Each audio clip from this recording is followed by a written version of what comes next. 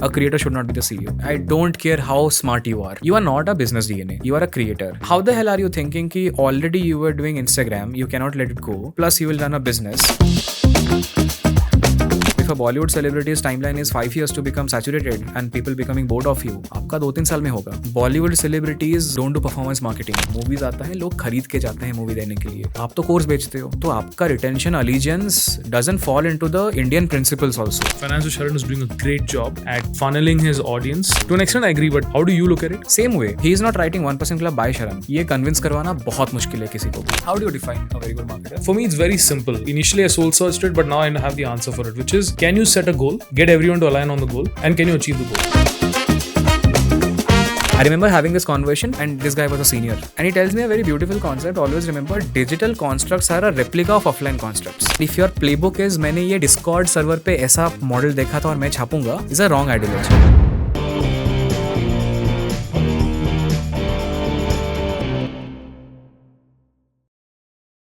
Sindhu, thanks man for doing this. Nobody has said yes to me as fast as you did. Oh, is it? Yeah. Nobody has asked me as fast as you did as well.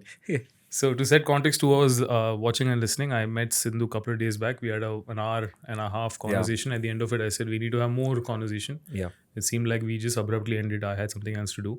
So I said, come on the show. And then you agreed. Yeah. So it's great. This was the fastest. Yeah, this is a good way to know people. 100%. And then also for you, because you've spent so much time in the podcasting journey of other creators with so many people.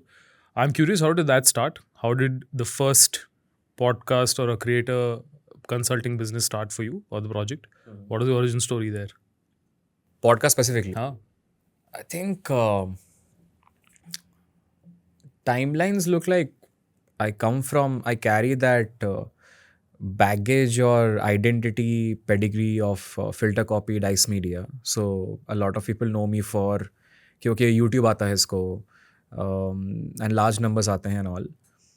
First person I got in touch was Manish Pandey, Beer Biceps mentor. And I met him in Kormangla and we were just jamming, we were just exchanging notes and all. I think the word came out there mostly. The first gig mostly happened was honestly Finance with Sharan from the large creator community. But that was not for podcast, that was for 1% Club mostly. Raj Shamani was the largest one. That I can say. But it is not ki, okay, podcast consulting. The brief or the problem statement of large creators is very simple. That, okay, there is a journey of a creator from being an individual to becoming a brand. So let's say Sanand, right now is still Sanand. Will Sanand ever become a logo? And Sanand has to become a logo at some point of time. Otherwise, if you are sick, your channel is sick, your monetization is sick, and the whole pipeline just gets screwed up. So everyone gets this realization, and that's why your Raj has a figuring out. Figuring out Media Private Limited. There is a team to take care of. There is a pipeline to take care of, and all. Consulting or the challenge or problem statement comes in place, which says that, hey, how do I increase my repeat user, returning viewership? These people don't have the challenge of getting top line impression, top line viewership. They have challenge of having top line viewership from South India. कि okay, hey, I speak in Hindi. मेरा time खत्म हो गया India का. Where do I go next? Exactly the challenge when a large company has, when you completely get out of that 0 to 1 zone. How do I increase my average retention rate of the video? Is there a problem in my script? Is there a problem in my editing? How do I make my editing better? Now, better ka definition is only by looking at data. And there are patterns. Like with time also, I have learned and understood that there is some patterns and signs, not 100%, but if you are able to identify, you are able to actually move some numbers. So it came for that. I'm doing that right now. Now it has become more formalized.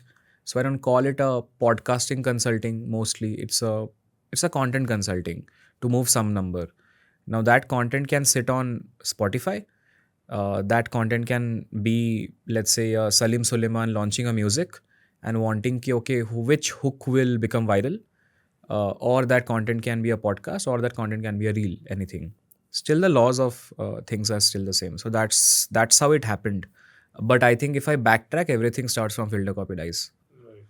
And that being a publisher and a content company in itself, I think their game is also similar, right? It's a business of content. It's a business of content. The data set is huge, like 400 million views per month is massive. Now, if you have access to that, you have access to a large library of insights and all. So a lot of things come from that. And this is what year? 2017? This is 2018 end. 18. 18 Got end. it. So when did you meet by 16? When did that happen? Not exactly a team. I mean, separate. The editing team met on Insta. Manish Pandey met on Twitter. I mean, connected on Twitter, exchanged notes, met in Kormangla. But that happened 2 years back. Right. Got it. Just 2 years back. Got it. But life is just met Tanmay because Tanmay was interviewing me because I was supposed to join CRED as a head of brand 2 years back. I had 8 rounds. Last round was with Kunal, and before that Tanmay was there. I just tell Tanmay that hey, मैं filter copy dice से आता हूँ. Then the only half an hour conversation was about data, कि how someone grows on that. That's how Tanmay came to know about me. So everything is just serendipity and very weird connections. But yeah, it's just all here and there. But that would have been fun, no? To be head of brand at CRED. Yeah, for sure. It didn't work out. Now I feel if that didn't work out, then something else happened. Everything happened for good. But that could have been fun because they do great ATL. I still don't like the game that they're doing on YouTube and Insta. I still honestly feel that they are very badly playing that game. It's still very heavy on brand. Like you take a Deepika Padukone's video and you dump it, and that video gets 200k views. Second video you dump it, it gets 8,000 views. Clearly shows that okay, you are boosting that video. And my inner following is like, how the hell you can take a Deepika Padukone and suck at it and not hit 1 million? There is something fundamentally wrong. So it's just good production, bad distribution. So that would have been fun, but I think, I don't know, they're not able to solve it for some. Yeah, whenever I look at them, I've always felt that either multiple people are running multiple channels or marketing. Yeah, because nothing is in sync. Nothing It is in seems sync. nothing is in sync. And then I feel that okay, they're also experimenting in the world of marketing. They're trying to see what all can work, right? Do you feel experimentation is good from 0 to 1, but इतना भी नहीं कि आप जब 1 to 10 में हो, your brand identity is so here and there that you look like a confused brand. 100%. Do you? You will confuse the audience also then, because confuse they the don't know why audience they are also. following you, why they are engaged with you. This happens. But tell me one thing, just because we are discussing, CRED puts out very not abruptly, very explicitly that we are a curious brand. Curiosity is not confusing. Matlab, curious brand is not a confused brand, right? Do you think that wordplay is making any sense? But I don't think they're intending to, sound or be seen as confused. I think it's just happening by default. It's just happening by default. Yeah, it's a function of, I think, a lot of things not being in sync. I think, see, if you look at some of the brands that have had longevity in the reputation of being creative, right? Look at Zomato, which is always the one that everyone talks about, or any of the other brands who have stayed with certain agency partners or certain kind of creators for long periods of time.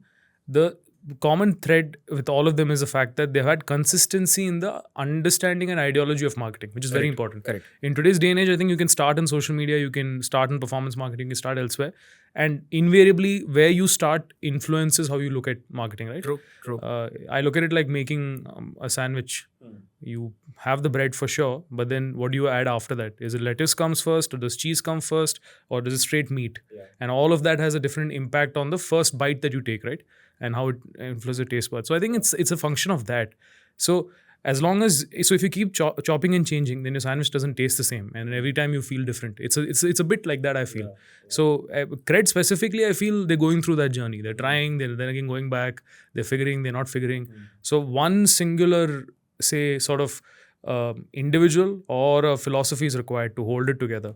So, and I also feel that the entire thing of when you say we're being curious and we're being and then you look at the range of content that they've created, they're widely different. So like the stuff that you see on their Instagram and some of the YouTube pillars, I get a feeling that it's like this high class jazz bar, the kind of stuff that you get from And there. it's true. It's Yeah, true. it is, right? It's And I true. get it because that's. But I don't get it. I get why that kind of content would be created, because Why? there would be, because the audience is sort of the ones that have evolved tastes, financially very, very what do you call it, evolved. And typically somebody like that, you will stereotype them into an easy cohort or easy personality, a customer persona, and then you would say that there's a kind of interests are jazz music, say expensive wine, probably would have 3 to 4 credit cards, and then you'll build a persona. So there somewhere the overlaps on interest would come, and hence that kind of content somewhere I get it. But then you go and look at the ATL campaigns. Yeah. That's so mass. So mass. And it's not for, but then they may be doing that for brand and just to sort of, be on top of everyone's mind, and then What everyone's I don't curiosity. get it is, if I put two buckets, exactly what you said. One is the retail campaign is mass. You take Alka Yagnik or anyone. Let's not go into casting, but chalo theek hai, it's mass. The middle of the funnel, let's for the lack of better words, is the YouTube, which is the jazz and all. इतना ज़्यादा premium दिखाते हैं, मतलब it feels like the country club membership बेचने वाला format. But the bottom of the funnel, when anyone goes to the app, it is cable wise being sold as the first banner. The first banner is not even some luxury resort. वो कहीं अंदर जाके छुपा हुआ है. First banner is 300 का product, heavy discounting and all. ये funnel ही match नहीं करता मुझे कभी भी लगता है. So hence I'm not able to understand. कुछ होगा for sure. There are good people working there. That's why I just told you that sometimes I give a benefit of doubt and I'm like, क्या पता उनके brand move पे लिख दिया है that we are a curious brand, and वो curiosity को इतना लेजिट ले लिया है, दे आर लाइक कि okay we will keep on experimenting every time. My theory is I don't know if they have a brand book. I think they might have a very strong design guideline. Design guideline, because not a brand design is book. a very strong Got it. element of that brand. Fair. And I get a sense of it. Look at the Fair. app, look at everything. Fair. It's solid. It's solid. I don't think there's a brand. At least I don't think there was a brand guideline till the first, that first ATL campaign for sure. No, it's not there Yeah. for now for sure as well. Okay. And that's fair. That's fair. So that there starts the problem, right? So I think people underestimate this. But do you think everyone should have a brand book? Yeah. I didn't believe in it early And days. at what stage? If you can have it before you start, nothing like it. See, because this is someone very senior from the world of consulting and brand told me this many years ago, and even I didn't take it seriously maybe until 2018 or so. And he said the brand book is actually not for your customers; it's for your internal teams. It's a way for you. It's a mode of operation. It's a code of conduct. It's a set of laws and do's and don'ts for you to know what you should be doing and not doing. Because personality of the brand, you might create it, the founder would have it in his point of view or in his mind at all times, but that won't trickle down to every single member of the team, right? So for that you need to document it. Right. And in today's day and age, people come and go from organizations every year, right? There's insane turnaround. So then how do you maintain that? It's a tougher challenge. So you do need it. I think if you can have it before that, nothing like it. I know a lot of people. So I'll tell you one brand I look at and I say they're getting it absolutely right. They may not be reaching out to as many people, but from what they're trying to do as a brand and its personality that they're creating or the messaging that they want to give, consistency has been like on point for years, and that's the whole truth. They were initially, I think, called and nothing else, and then they switched. But apart from that, I think as a brand they've been on spot. So Also because the founder is a brand exactly, person. he's a brand guy, right? He's a brand guy. I think he's from Unilever. Unilever, yeah, So, ITC. That's it. Yeah. Unilever is the kingdom. I mean, Yeah. it's the absolute peak of Correct. of Correct. the best. The community premium is called brands. truth seekers, if I'm not wrong. Yeah. Yeah. So they have so it clearly looks like okay, they want to own the word truth, honesty, transparency. Those. There are a lot of basic things they do really right? So you DM them today and say something like, "Hey, I liked your bar, this, that, whatever," or you give them a compliment. They will respond to you in an hour's time, or max in a day, and sometimes they'll even throw in a coupon saying here's 25% off or whatever. So they, I think they do blogs on Instagram. Yeah. Blogs don't work on Instagram, but they're very clear. They say we don't care. And that's also a very bold and very different sort of attitude to have, because in today's day and age, everyone is chasing metrics, and then you forget brand in that. And that's another problem in our line of work, where platform laws dominate the brand and whatever is the actual strategic laws that you need to follow, right? So Which is why I said, what kind of a marketer you are is very important in today's day and age. Where do you start? Where do you look at it? And I've actually started off looking at everything from lens of social, and I think that's a great place to start because that's where everything merges. So you then have it's like a junction. You can go in any direction. Correct. So from there, I separately learned performance, spent few years. Then parallelly, I learned how brand and communication happens. We also went into that journey as an organization. 3 years, we made a lot of brand films. So I learned that process as well. Then you get a bigger picture. Then you start comparing. I think that's the other problem a lot of marketers have. They join an organization, they work under a boss. That boss has one orientation. The entire team works in that orientation. Then for 2 years or 1 year, whatever it is, you're stuck to only doing those things. So you don't have a bigger vision, right? Unless you're a seeker. And not too many people in general in today's day are seekers. They're comfortable doing the little things that they're doing.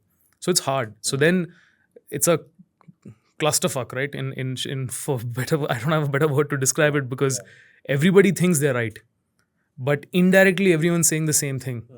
But then the way they say it is so different that they actually don't recognize each other's way of saying it. And then they think that, oh, this person is wrong. He does not know marketing. My way is right. And that's a recipe for disaster. So a lot of that happens. I keep seeing rinse and repeat in different organizations in different forms. So yeah, I think CRED is going through some parts of that, is what I feel. When I talk to my team internally, they say we don't have no idea what they're doing. But then certain things I get, like they launched CRED Garage, which I think was amazing. It's a problem solver for me. Yeah. Right? That's my second favorite product. First favorite is obviously the credit card payments. The credit card payments. That I think works beautifully.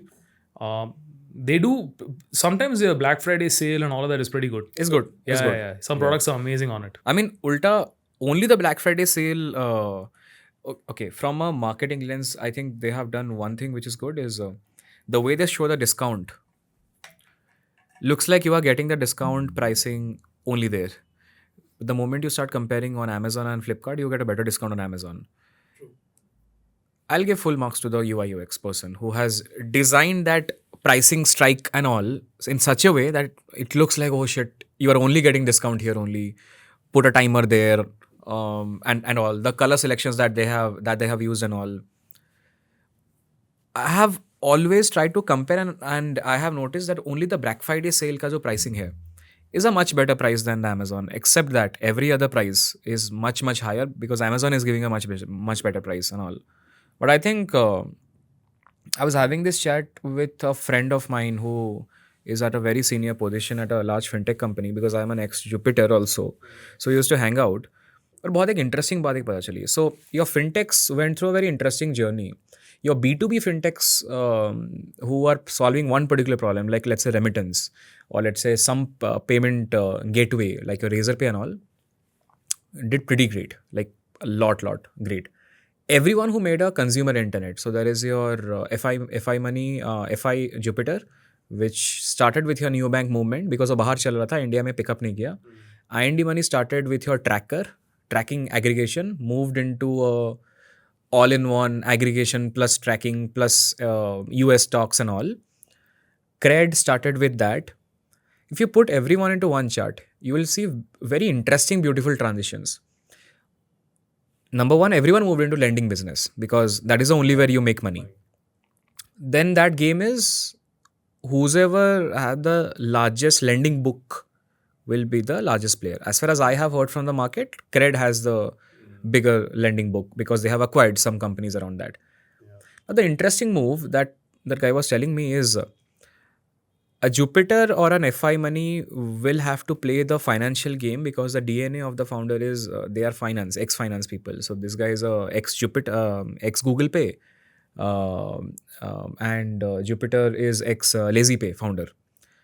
And they have that baggage ki finance wale hai. Now Kunal is not having that baggage because he thinks from first principle and his purana company was free charge. वो e-commerce बन गए, वो travel में चले गए. So it is not a fintech company anymore. It is an e-com conglomerate. The positioning became separate. Hence the valuation became separate. Hence the valuation is not in comparison with your fintechs. So suddenly now it looks like it has a much better moat of everything, of getting the next round of fund, of being slightly better than the other players, because other players are still struggling with that कि lending करें ना करें, क्योंकि lending में ही पैसा है, सिर्फ lending करनी है तो salary account salary account salary account, credit is not doing a salary account because they can easily do it. So they're definitely not playing the fintech game at all. So when the positioning changes, looks to me like they are now more of an Amazon. So an Amazon has a Amazon Pay, a larger e-commerce. That's why I've stopped looking at credit like a credit card company anymore. I think वो उस direction में जा रहे हैं और वो जाएंगे वहाँ पे.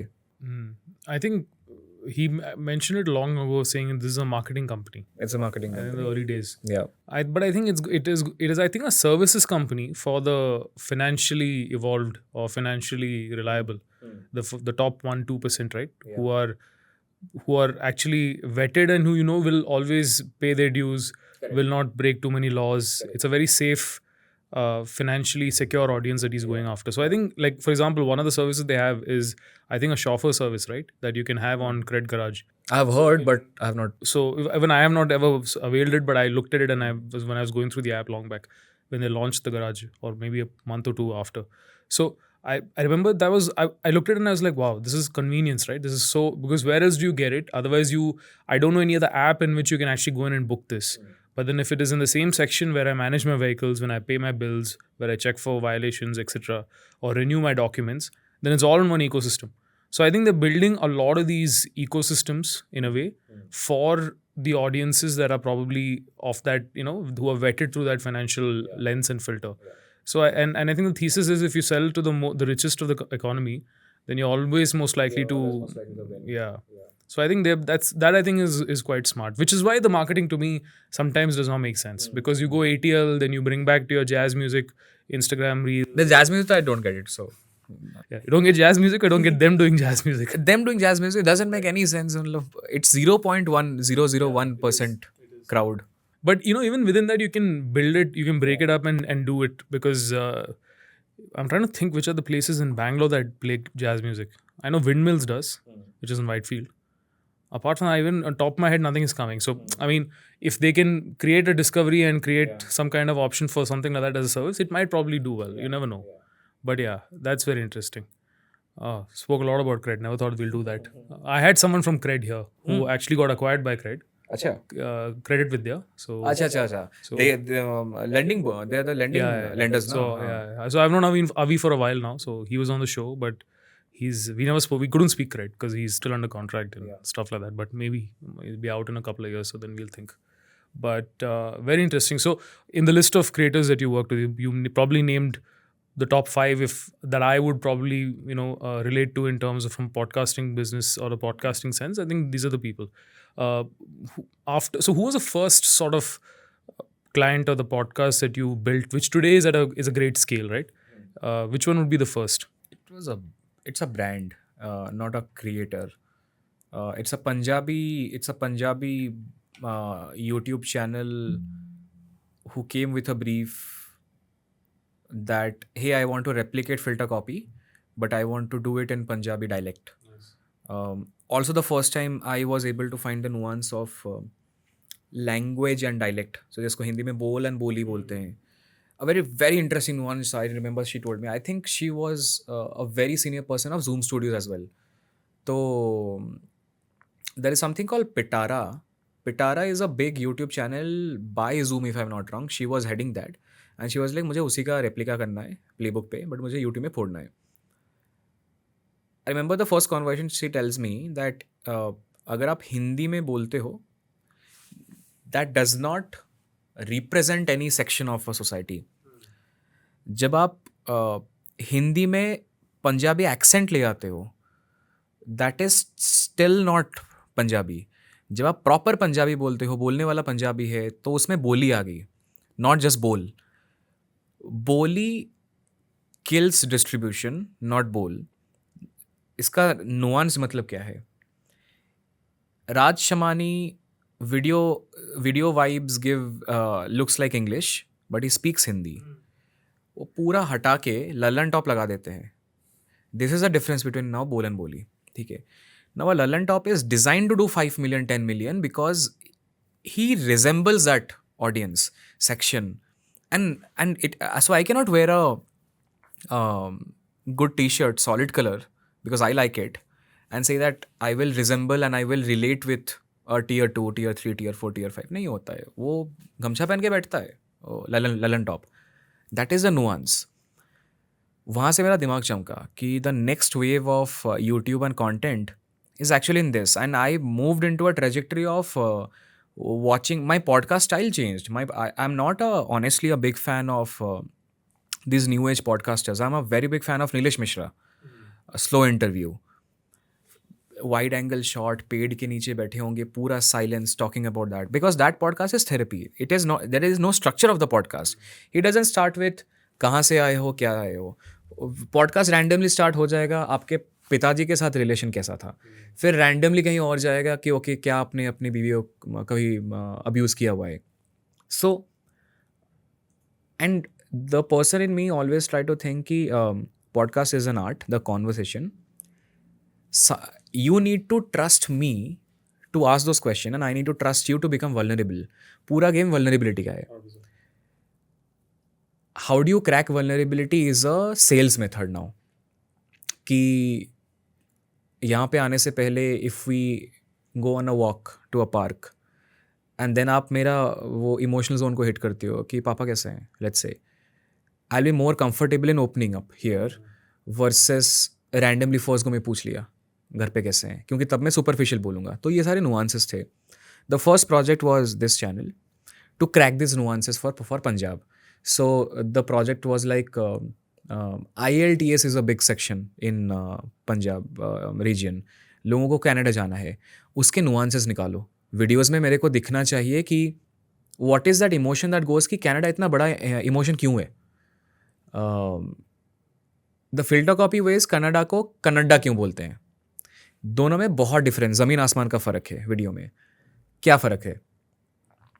If I talk about why Punjabis are going to Canada, by कल मैं एक इंटरेस्टिंग इंटरव्यू देख रहा था प्रखर गुप्ता और इसका समय राणा का. उसमें एक इंटरेस्टिंग लैंग्वेज बोलता है कि जोक का सेंस इज आप विक्टिम किसको बना रहे हो. आपने वो सुना विक्टिम, या कोई तो एक वर्ड बोला.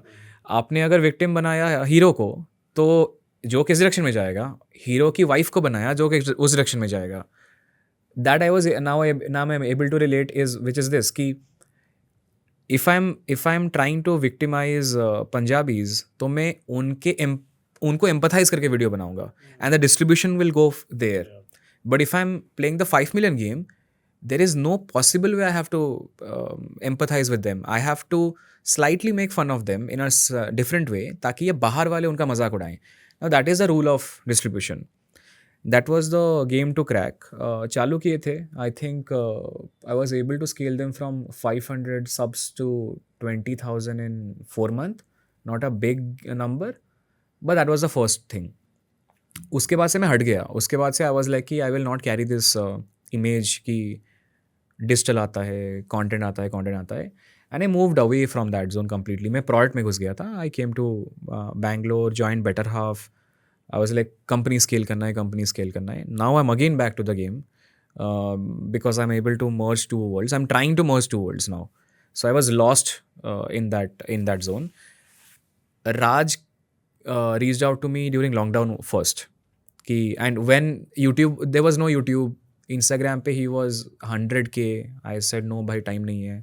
Now again we started. It's been 3 to 4 months of sorts. Nice. Yeah. But I'm not planning to make a business out of it, to be honest. I just like the fact of solving large problems. I'm very bullish on one fact. I feel there has been two shifts in influencer. One is the power came from Amitabh Bachchan to people who dance, act and all, which is entertainment. Now the power is shifting from entertainment to subject matter experts. Subject matter expert फटेगा, पूरा फटेगा, 100% फटेगा. The way I'm looking at it is there will be a new business rising which I'm trying to build, which is if I have to launch an influencer marketing business, my creator talent portfolio should be a doctor, a gut health expert, a biotech, a farmer, because उसमें revenue opportunities बहुत ज़्यादा हैं. Also they're validated. They are validated. They're super high trustworthy. They will not speak shit. कि मेरे को trust score card खेलना है. I can plug a farmer into a pharmaceutical pesticide company and build that revenue pipeline, build monetization, versus taking someone who dance and then figure out कि इसके brand tonality में कौन बैठता है. और जो भी कर लो, a person who dance, घुमा फिरा के आप फैशन ला सकते हो, FMCG का some part इंटीग्रेशन कर सकते हो कुछ उसमें. But if a person like a food farmer let's say, FMCG मतलब खतरनाक बैठता है उस पर. उसका ROAS will be much much higher than a broader influencer. So I am taking a bet on that now उस पर कि if I have to grow new channels, new consulting, I am not format specific at all. I feel podcast is now just a fad. ख़त्म हो जाएगा, पक्का ख़त्म होगा, because ये लॉस के खिलाफ है. I will tell you a very interesting stat. It cannot be possible कि लॉकडाउन में अगर इंडिया का एवरेज व्यूअरशिप पॉडकास्ट का 5 मिलियन था महीने का, and average retention was 40%. Right now one every one is sitting in office, 5 million का 10 million हो गया एंड रिटेंशन भी बढ़ गया. ये हो ही नहीं सकता क्योंकि लोग तो ऑफिस में बैठे हैं यहाँ पे. तो पक्का कुछ तो डेटा ऑफ है. Or is it substituted as in they're spending time on podcasts that they were spending elsewhere? that they're spending Like personally for me, I feel कि TV has completely gone null and void. Thanks to apart lockdown. Apart from live sport, I don't watch anything on TV. Yeah. As in on cable. I have cable only for live sport basically. Yeah. And a lot of my time, my share of music has gone down. Honestly. Same. Podcast has gone up, but I think that's a different type. And then there are times when I'm not. But this is a phase. Could be. I wouldn't say. I mean, I agreed because I feel there are times when I'm listening to a podcast and I'm like, no, I don't feel like listening. I switch it off and switch to music also. So I guess it happens. Collectively, if you look at it as a larger sense of the market, yes, I feel because influencers after a point start hitting saturation. A lot of them are doing it. Correct. Now, how do you create content? Podcast is the easiest way to do it. Correct. Also because you can then collaborate, bring also other very people. low effort, na? 100%. Very easy. It's very easy to do. Low effort. Yeah. But podcast में एक issue है. Podcast में issue ये है that again coming back to the brand building game, you are getting distribution for the guest, and you are building a brand from the guest. The challenge here is, and this is a distribution map that I was doing as a fun experiment for my own. Okay, let's take this into consideration. If I came on board, I got viewership of brand managers, marketers. If your next guest is an IS officer, there will be a 40% churn of the user. Let's say after that, there is a farmer, there is a churn isme. Now, either you say I'm becoming a Joe Rogan, which is I will very clearly say I'm a polymath. और वो hard hitting perception आना चाहिए. Sanand is a polymath. Or you look like a confused brand from an outside. And you should be okay in letting this distribution go. तभी returning viewers नहीं आते हैं. The challenge is अगर आपके returning viewers आपके लिए नहीं आ रहे हैं, that's the bigger challenge. And Nikhil Kamath example keeps on popping every time because people keep on saying that बहुत बढ़िया है. ऐसा कुछ नहीं है कि मतलब he asks the most toughest question, but ये ज़रूर है he invented a format which no one was taking care of, which is a round table podcast. Now round table was already there, Film Companion was doing, but film Companion was doing with your actors, directors round table. That was a more formal round table. इसने इसके बीच में food घुसेट दिया. But food is not the highlight. Food is just a. Food is not the highlight, but It's an extra. I just feel वो जाएगा उस direction में. I am getting a feel like every episode food का part का edit is getting popped out a lot. Like that Ranveer वाला episode, Kapoor वाला, I think they played some music while the food was getting, they were getting. पहले में नहीं था. Possible, but the only difference I see in Nikhil Kamath versus the others is that he doesn't need it. He doesn't need Right? it. Correct. Others would. Like, for example, there are only so many formats you can do in podcasts, right? One really innovative one was the hot ones. हाँ.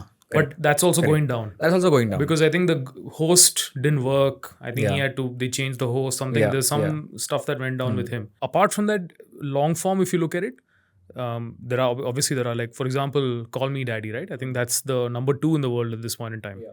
And I think Rogan is considered the first.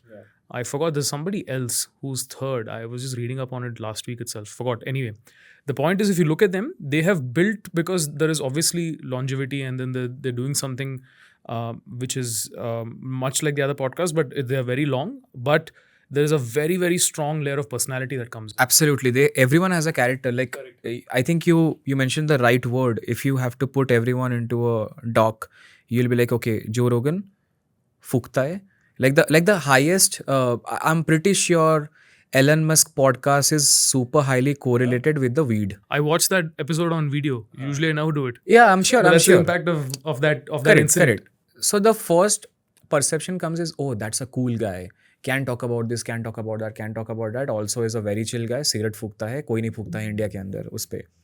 Now the moment you are, so that is one. Nilesh Mishra, very different style. Your Diary of a CEO, very different style. Black background है, मतलब है black background उसका उस पे. Now these are very personality driven यहाँ पे. Now either you do that consciously, which you should be, or you are just an average person.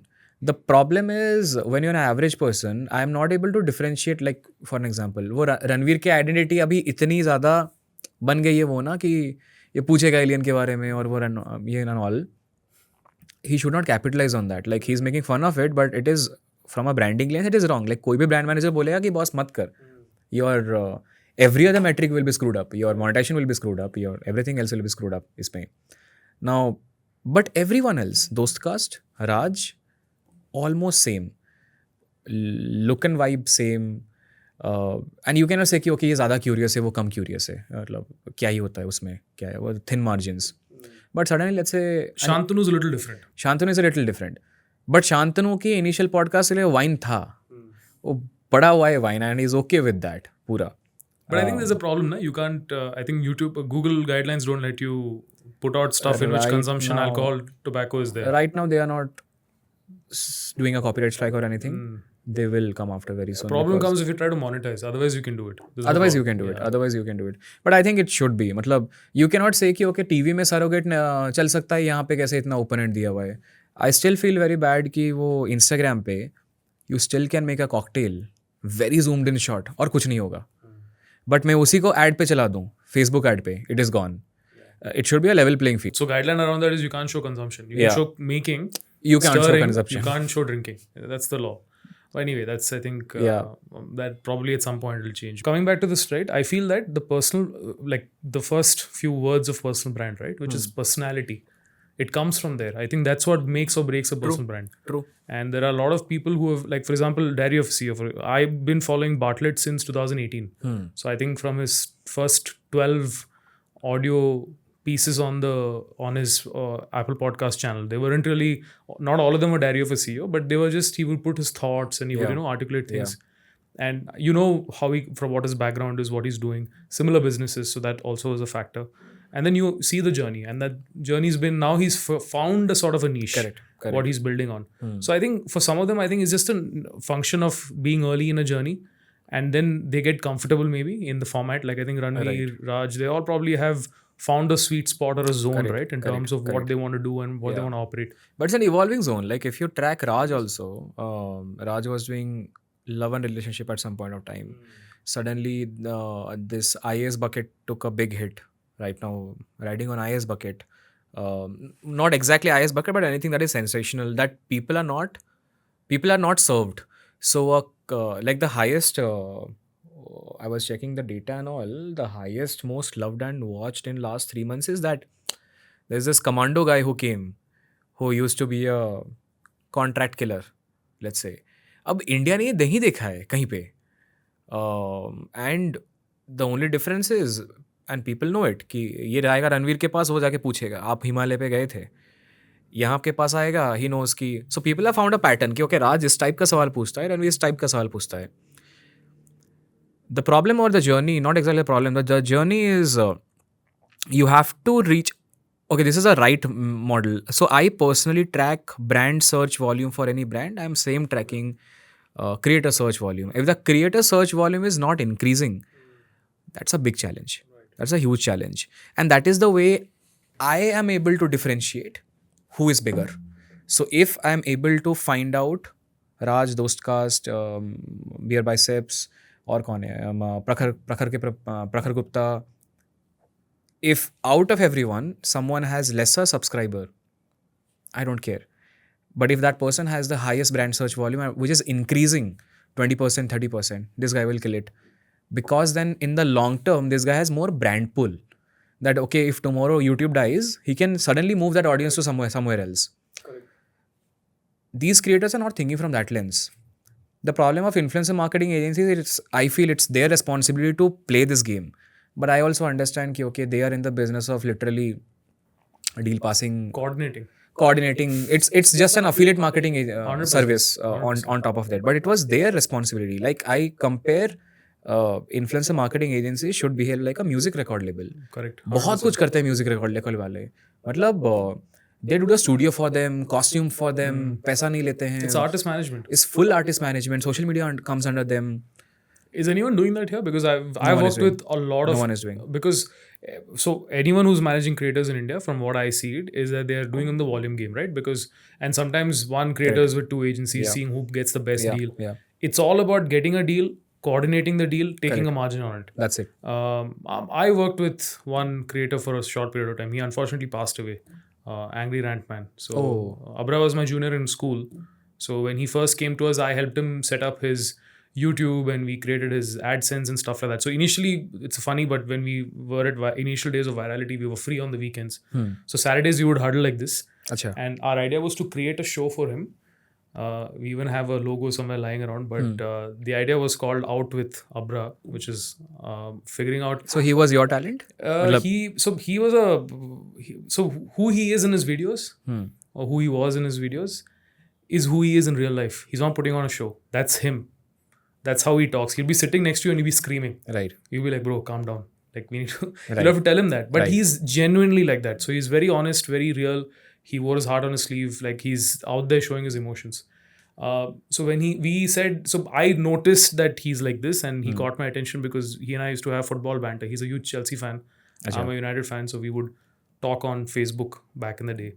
And I would post and he would comment and then he would say some random, absurd line as usual as he is. I would respond. So then I got to know him. Then I got to know he's my junior. So he knew me from school. So I didn't know him, but we connected after.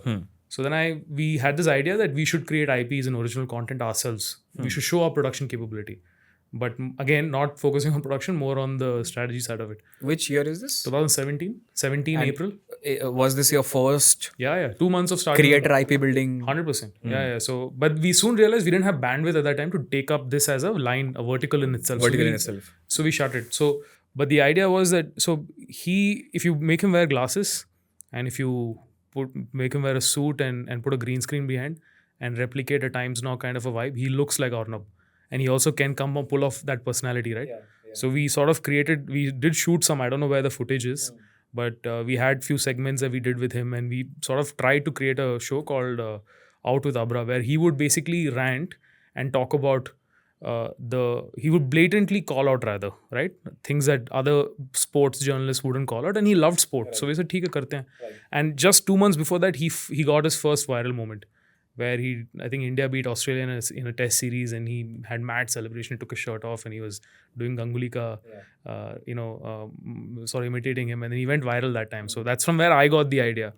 But then we couldn't do it for 2 reasons. One, he's terrible with script. So he can't remember anything, that even a line that you write and give him.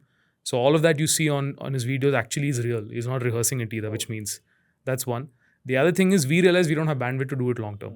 So then I think one of our creative directors at that time said, dude, you just film it on your phone and send it to me. So instead of sending it to us, he uploaded it. And that sort of did whatever, right? At least in the close circles, people loved it. So then I told him, you know what, just keep doing this. I think it will somewhere figure out. And I think after that, he spoke to, I think, a lot of people. I remember he would call me and say, I spoke to Carry Me Nati, I spoke to BBK Wines, I spoke to, I think, Beer by Sivska, Monk Entertainment, and all those things. So people started advising him. Then I think he started to get that notoriety and he started to go viral. So then I remember he wanted his AdSense and everything set up. So Karan from our team sort of did that for him. Set up his entire thing, and then he started to sort of make his earnings. So whenever he would get a brand deal, he would call me. Yeah. So for a while, my number was listed on his Insta profile. So people would call him from there and get to me. So for a while we did it, and at least till COVID. And I think after that, he sort of, I think it was I was doing it as a favor and as a friend. It wasn't scalable as a business. Mm-hmm. So he took over. But I remember asking him this, saying that you speak to so many people, why aren't you going with anyone? Yeah. And he would say, no, I don't want to work with anyone. he felt everything was transactional, Yeah. and then he started doing it himself. Coming back to asked, what I was trying to make a point on is, as an agency, when I speak to any of these creator management firms, right, everyone looks at it the same way, which is it's a transaction, and they also don't have the understanding of analytics. They don't have understanding of platforms, for that matter. They look at it from the lens of the creator or the creative first. So they don't look at what's happening on the back end. Neither are they bothered, right? Because they don't want to get into that thing of, because brands sometimes ask us, what, there's a drop off after 30 seconds. So what does that mean? Has the audience watched it? So there's a lot of tough conversation you need to have. I think they found a great business model which is friction free. And like you said, if you can take, so right now, if you're popular, you're a creator, and hence you get advertising opportunity. It's not necessarily rooted in the craft or in what you do, which is changing for sure. And we try to find that actually. So when you deal with brands who are actually not dealing with mass volume and who want niche, it's a real challenge to find them.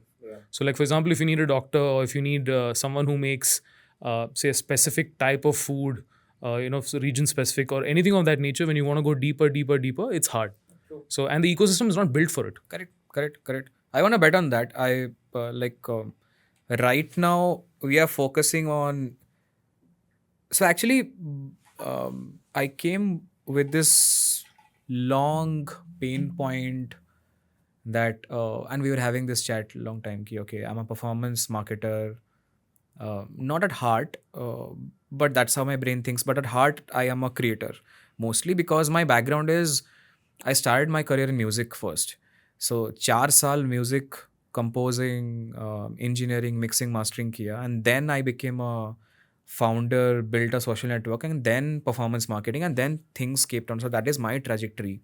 Social media happened in pocket aces, but from a distribution lens, and that's why I was able to marry both of the worlds. The problem is, for a very very long time I was like, ये दोनों worlds इतने अलग अलग क्यों हैं? And why no one? So people are completely now compartmentalized कि okay, performance मतलब पूरा sales बना दिया उसको पूरा, लाइक एक्वागार्ड बेच रहे हैं पूरा जाके उस पर. एंड क्रिएटर मतलब वो तो एक अलग जोन पे चल रहा है, मतलब वो स्टिल ATL बनाएंगे, कुछ पता नहीं क्या चल रहा है, अच्छा लग रहा है and all. There is a merger for sure, and I was like ये मर्जर कैसे हो सकता है. So I went through a lot of conversations with a lot of creators. Honestly I realized not a great community to work with, and I'm being very vocal here.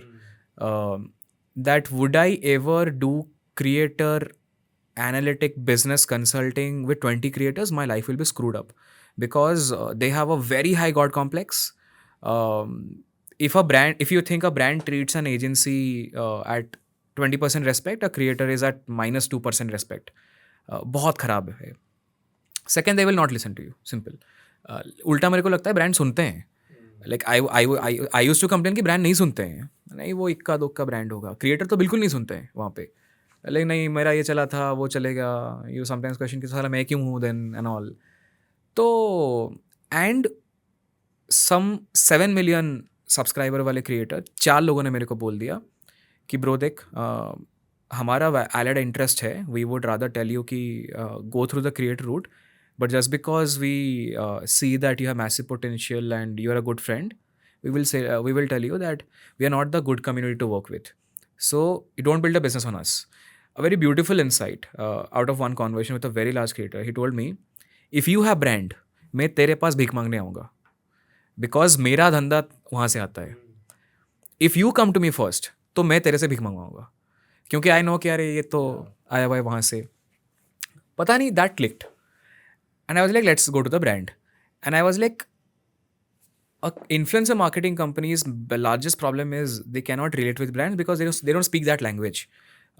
वो जाके PNL नहीं बोलते हैं. मैंने CMOs के साथ hang out किया हुआ है, आपने भी किया हुआ है. आप वो लैंग्वेज बोल सकती हो कि अच्छा आपके PNL में CM2 पॉजिटिव नहीं है, CM2 कन्वर्शन तो आता भी नहीं है, लेट्स से. अच्छा चलो ब्रांड करते हैं. And first brand was echo. Similar problem statement कि इन्फ्लुएंसर वाले हमें आके इन्फ्लुएंसर चिपका के चले जाते हैं. दे डोंट ओन कि उनका इन्फ्लुएंसर का वीडियो क्यों नहीं काम किया. आपने कॉन्वर्सेशन बोली थी, एक इंटरेस्टिंग स्टेटमेंट बोलता हूँ. The brand manager is asking a very large influencer marketing agency that your influencer is doing an integration at so my video is a 5 minuter. Your influencer is doing an integration at 2 minute something. A very fair ask. Can you show me the retention graph? Because then you reported to me that 2 million people viewed the video. 2 million viewed were not exposed to the brand क्योंकि brand आया 2 minute पे. तो ये math ही गलत है और ये math पूरी इंडस्ट्री को चिपकाया गया है. 2 मिलियन व्यूज़ मतलब मेरा ब्रांड 2 मिलियन व्यूज़ को आ गया. नहीं, 2 मिलियन वहाँ पे अगर पहुँचे हैं आपके 20%, so it is only 20% people who watched. अब उसके अंदर मैं और भी नहीं घुसेड़ रहा कि अच्छा उतना टाइम सेकंड लोगों ने स्किप किया नहीं किया. आइडियली मैं तो खून चूस के लूँगा कि अच्छा वहाँ पे मेरे को ग्राफ दिखा कि people did skip it. Because if people skipped it, I will not an attribute for 2 million also, मतलब द 20% ऑफ 2 मिलियन ऑल्सो. मैं स्किप को भी कंसिडर करूंगा कि भाई ये तो स्किप हो गया उस पर. अब वो मैथ लगाने जाओगे, वो जो नंबर आएगा वो पैसों के साथ makes no sense. Now the brand tells me that we kept on asking, the सामने वाला इज नॉट अंडरस्टैंडिंग कि रिटेंशन ग्राफ क्या होता है. वो रिटेंशन में मैं बोल रहा हूँ स्क्रीनशॉट लेके भेज दे, लाइक कहाँ पे मिलेगा. I was very surprised how the hell the influencer marketing agency has no idea about YT analytics पे retention graph कहाँ से दिखता है. That clicked me. Second problem statement. तो brand से अभी उठाया है and we are like पूरा brand खत्म करेंगे. We will not touch influencers. But if we will touch influencer at certain point of time, not right now, cannot do too many things in one game. We'll play this game.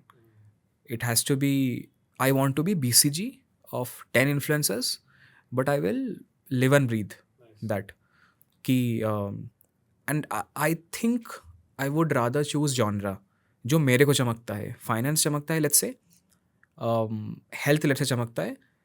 So 10 health focused, 1 gut health, 1 autoimmune disease, one. Consult brands in that area, consult creators in that area, put these two ecosystems together, build IPs, build YouTube. Because ये तभी merge हो सकता है ये सारे side businesses. If I am launching brands business in silo कि okay 100 crore 200 crore बनाना है अलग अलग and launching this and there is no mismatch, कुछ लार्ज इम्पैक्ट नहीं बन रहा है, ना ही कुछ सिंक है. There is certain. So that's my mental model right now. Let's see where it goes, but I M very bullish कि ये वाला मार्केट फटेगा. And influencer marketing agencies are not right now well suited to do that. I feel you are much more suited to crack that because you guys are media planners. Any data analytics company can crack that. Yeah. No, we do that. In fact, like we have had like one of the instances you said now, which is the fact that the brand comes in at a certain minute or a certain second and then retention is not there. Yeah. The problem, the flip side of this, when you give this information to brands, and we have had this conversation too, it comes back like a boomerang, which is a problem, which is show the brand in the first 5 seconds. Yeah. Now Correct. you're also not only putting a demand from Correct. a placement perspective, Yeah. you're also influencing the creative. Correct. And that becomes a problem. How do you solve that? Like I don't have an answer right now. There is no answer. It's There is no negotiation. You have to. So the problem with creativity is it's not, you can't standardize it. Yeah. Right. It is a variable every single point in time, Correct. which is why it is so revered, because something hits and you don't know why, Correct. what, how. There are obviously certain formulas you can follow, but the true creative craft, when it comes out, you can't really predict it, which is why virality can't be predicted, right? Correct. So brands sometimes don't get it, so they try to control. And I've had cases of that on projects that are from a film perspective. So for example, they say we want the brand in the first 5 seconds. Why? Because we're going to cut the ad in 10. Because its TV slot is only for 10. Yeah. So then why even commission a 60-second DVC, right? Correct. So there's a lot of problems that way. I think a lot of it stems, I think, to the first conversation we had, which is not having one uniform philosophy. So There is no one. yeah, uniform right. So philosophy at all. I'll give you an example. I play a lot of sport. I've grown up playing cricket, football, etc. So there's always a talk in sporting teams, and now a lot more in cricket. Cricket didn't have it. Football had it for like good 30 years now. There's a talk of philosophy, which is how do you play, right? Like baseball is a philosophy. What England is today doing in test cricket, which is aggressive cricket, which we'll play it, run a ball, everyone will score at 100 strike rate. Not heard in test cricket, but we'll do it. We'll declare on day one, even if you're not all out, stuff like all that. So so everybody now plays that way, right? Virat brought a bit of that in Indian test cricket, where we said we'll go abroad, we'll play aggressive cricket, we'll have fast bowlers, we'll look to win test matches, and no one being nice, right? It's a way, it's a philosophy. But you need that for a band of players to come together and perform.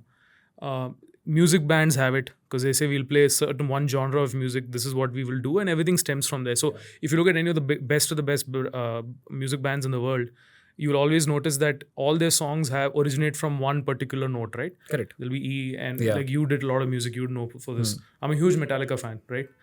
E major, I think, is what I'm very bad at. I tried learning guitar for a while, it didn't work out. But it comes from there. So there is a philosophy which brings people at one agreeable moment, and from there it starts. True. So I think marketing doesn't have that, and I think ours, as much as you say Because that, everyone thinks they get mad. yeah, and unfortunately ours is an art and a science. Yeah, your CTO thinks he has a point, and that point is right. Your engineering head thinks. I think this is also the only function where the Slack group has bloody opinions from all other functions. Like I never comment on a code, and the CTO will be like, "कि भाई तेरे को नहीं पता क्यों बोल रहा है?" But here we are like, नहीं. So that's again a very interesting thing. Very early here in virality, I think we established one thing, which is creative decision making is not democratic.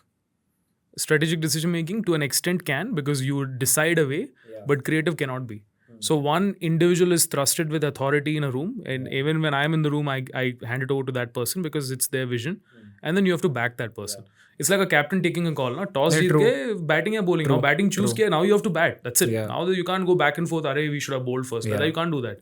So I think that science or that sort of philosophy, I think, is missing. And I feel in more and more, and I feel this is a problem also because there are traditionally a lot of creative marketers have been of the artist mindset now. Yeah. They don't conform. Everyone to was structure. a filmmaker, Correct. mostly director. Correct, right? And there also there's a bit of that problem because you can't have more than one lion, let's say, right? In the kingdom, it's a bit like that. You can't have too many personalities who do not want to follow and all want to lead. That creates a problem. So it's also about creating that environment. And I feel in this line of work specifically, I feel there's a bit of that ego that comes in the way. Yeah. And they Bit don't want nahi, to. I mean, lot. So similar thing you're saying in creator, right? It's an extension of that. Yeah. People don't want to collaborate. They look at each other as competition rivals. They don't want to share information, don't want to share knowledge, which is a bigger problem. Like there's a very famous digital marketer turned business person, like who I've known very well.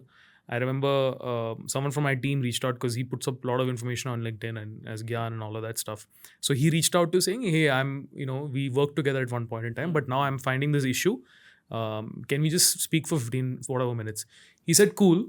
He sent a link, okay, with some 750 rupees to be paid. Top mate. Pata nahi, but there was so he basically wanted time, money for time for 15 minutes or so.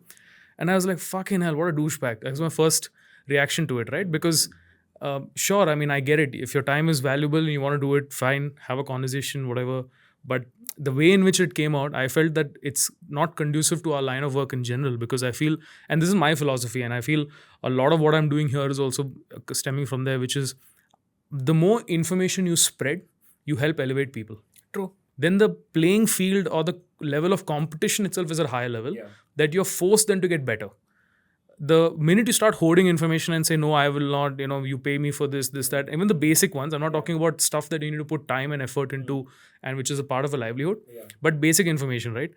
That I think should be given out freely. And when that is when there is a hindrance or when there is a refusal to sort of do that, then I think all the other guardrails start popping up. And our line of work needs it more than anything else, because I feel it's changed the most in 10 years. So if you look at what brands are doing or individuals are doing or even creators are doing in 2014 to now, it's a huge difference. Yeah. And Every I think 6 months the trend is changing. Correct. So unless there's information sharing, it's very difficult. So for me, luckily, I feel that I've spent a lot of time, like, for example, like talking to people like you every other week, right? And then there's a lot of hours spent on what could be the future, what is not. After a while, you start getting the ability to predict patterns. And that's what makes you better. But for doing that in the initial days, you need to spend a lot of time collecting information. I keep saying to the youngsters in our team, saying that in the early days, this entire line of work is going to feel like a puzzle. You're putting parts together, but you're not getting everything. And when you finish the picture, you realize there's more unexplored areas, right? So you have to keep taking information and putting it together. Eventually, it turns into that. So unless you have that mindset, then there's all these kind of problems. brands not understanding how to sort of take decisions on creators not understanding what data is, and then we have to suffer because of that, because then you spend all the energy bringing people together rather than actually doing things. Which is fine. I think I'm now comfortable with that. I think No, I just think that's realized, also an opportunity in itself, yeah, because true. you monetize that, Yeah. because nobody else wants to do it or nobody else can do it. So I Yeah. think that's just the state of the market. I think this word just hit my brain, which is the puzzle word, which states the fact that just because this skill is not binary, like okay, if you give this input and that output will come out, means that MBA colleges or masters of anything or bachelors of anything should outrightly put there कि boss देखो ये Philip Kotler आप पढ़ लो, but the reality is it is not input output. It is not this binary. You will go out to the world. In fact, I feel sales is slightly more binary than even marketing. चलो वहाँ पे you know कि okay, if I speak with this guy by reading his body language in this language, the decode is this, the pitch is this, इतना output expectation है, you can build some math in your head at least with a 60% confidence.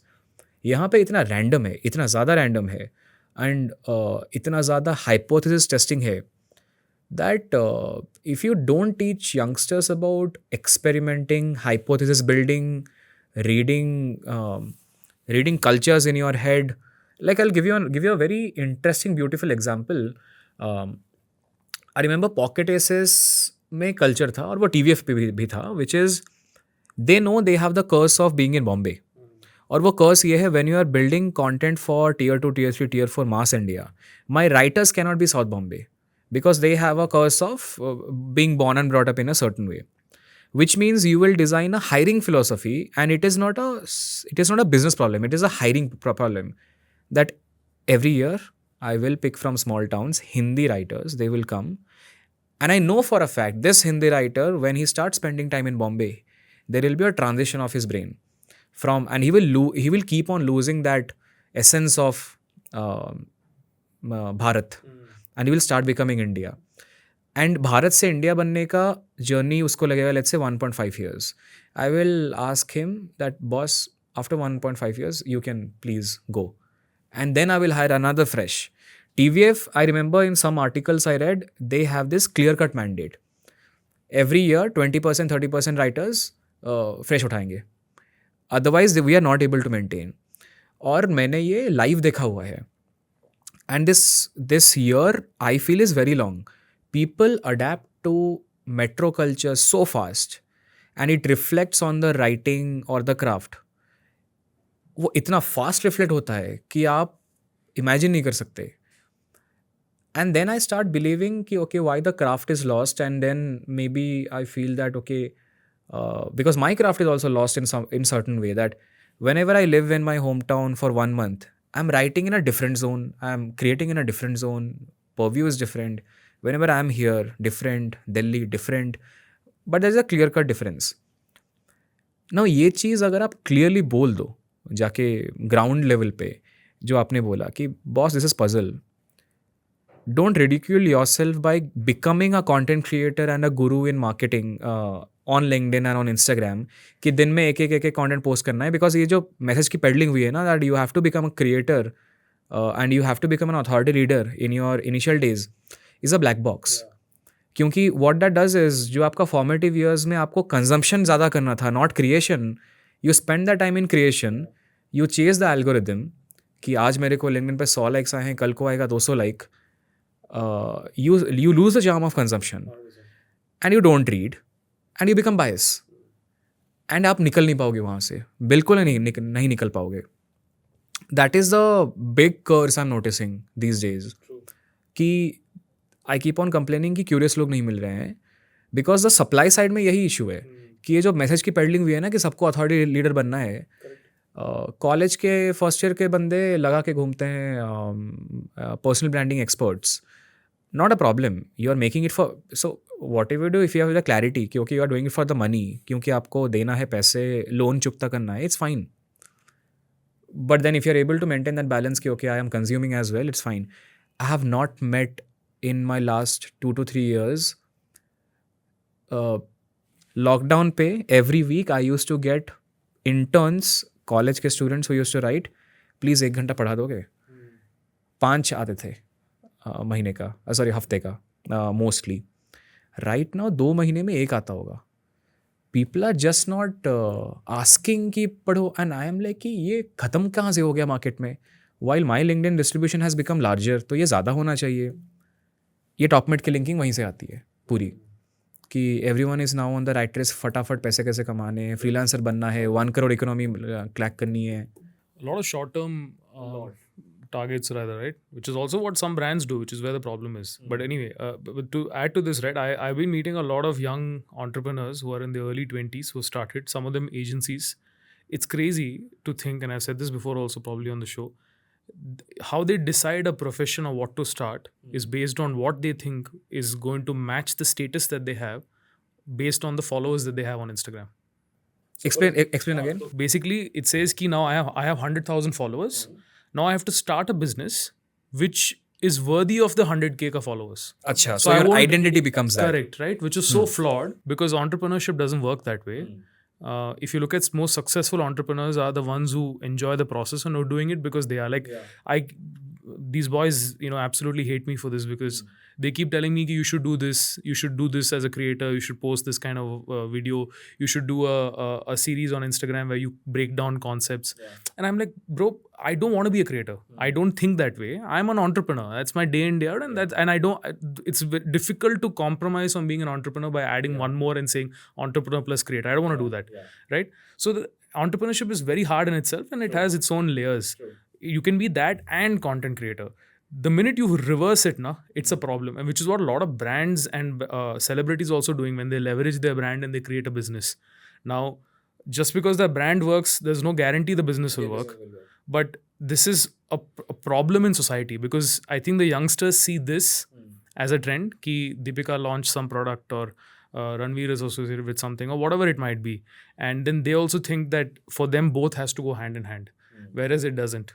Right. And I recently watched a video where somebody was breaking down for new hires and saying ki don't look at other people creating content and thinking that's your life. Your life, that won't be your life. And I sat back and I was like, shit, I have to say this now. I didn't think that this needs to be said, but now it needs to be because that's the state in which the society is at. So I think a lot of reality check is missing, right? Which is, there's an old Mike Tyson quote which says, everyone has a plan till you get punched in the face. It's a bit like that. So I think people need to go through that journey and evolution. Even if I had Instagram when I was 13, 14, I would have probably done something. Same. Yeah, maybe I would have done it differently, but I would have pursued. I feel the same. It's I think, I don't want to equate it to drugs, but I feel it's a, you can consume it and you can fall victim to it at any age. I think it just exposes your inner tendencies and what you sort of, will default to rather. I think it's a bit of that. So I feel, hopefully the next generation will change in this because we'll learn from this, right? Maybe parents will also get a little smarter in saying ki I need to put some kind of guardrails around kids where the usage is there or certain apps may not be accessible for certain age group. Things like that will probably come in at some stage, I feel. I feel a lot of this, what you're saying, has happened after TikTok and Reels came in. Yeah, true. Absolutely Because true. I think the attention span just fell directly, right? Like I remember when Reels first came, it's crazy, but I would block every unsolicited reel that came on my feed. Yeah. Because I just didn't want to consume it. Every 15 seconds it changes. Like my brain wasn't wired for that. Yeah. And as is, I feel that consuming content in 9:16 for long duration is hard. Yeah. Which is why IGTV didn't work. Because it's just against the process in which the brain consumes information. True. So there were layers to this, but I feel because TikTok cracked it, now everybody is forced to crack it. Even LinkedIn is moving in that direction. They just launched a video tab. Yeah. I got access to it, I think, last week. Yeah. But it's crazy to think that the way the world is going, right? Now, the problem also is that, which is a larger problem that I was talking about, right? Where brands also face, which is creative craft, the true craft that you need to make a great piece of content, like write a film or to make even a 2-minute piece of content, which is a narrative-based actors, etc., is similar to the craft that you need to make a film also. Right. A film also shoots for maybe 5 months, 6 months every day. Correct. And then eventually turns it into 2-hour video content, right? What you watch as a film.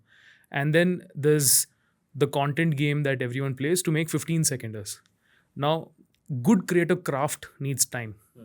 And that where there isn't time and it's more of direct response sort of content, it comes out the way it comes out. You can't compare the two as the same. And I feel the industry will start to realize this in 5 years.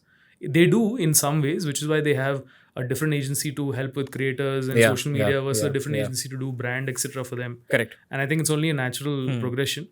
Again, going back to sport, this is like Test cricket and T20. There'll come a time when they'll look at that as two different sports. So I feel that is happening, but it needs to happen at a rapid pace. Now, the problem that we have as marketers also is our funnel to which people are graduating into the marketing world every year is a huge number, right? So at the same time, on top, maybe there's a evolution happening. At the bottom, isn't. Do you have an answer for how to bridge that? Because I don't.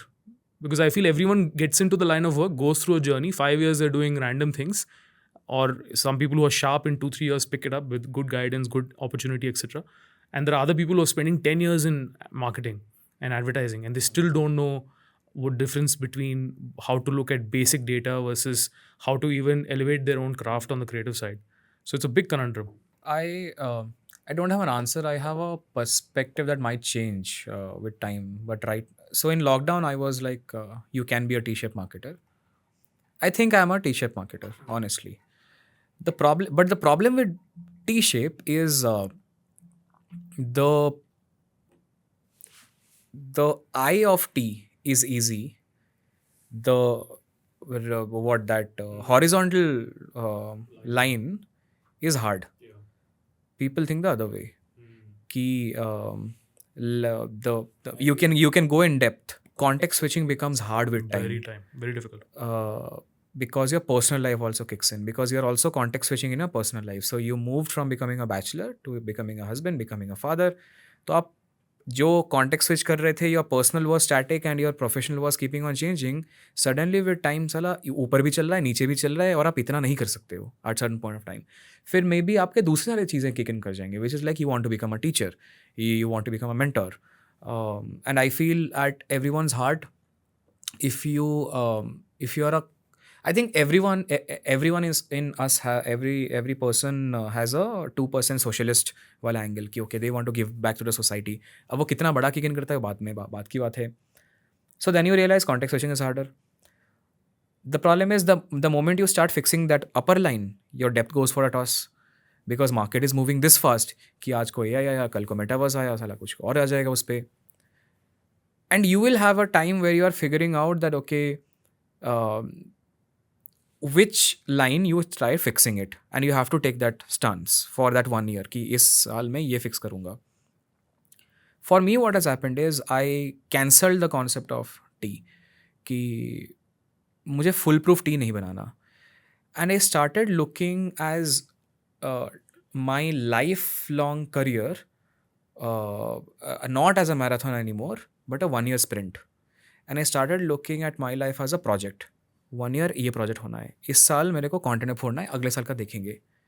This is helping me. So when I do a 1 year thing, so what I'm doing, I'm making 1 year T plan. इस साल मुझे content समझना है, data समझना है, ये समझना है, और bottom of the funnel में I want to fix performance. Next year, I will build a different T altogether. And I will change my identity. Like my identity has changed a lot. During filter copy days, it was content. You pick any Google article, you will see Sindhu was OTT, cinema. Suddenly, I took a conscious decision कि मेरे को apps marketing करना है. Fully different tangent. Stayed there for 2 years. The moment I stayed there, I was like, this is helping me a lot.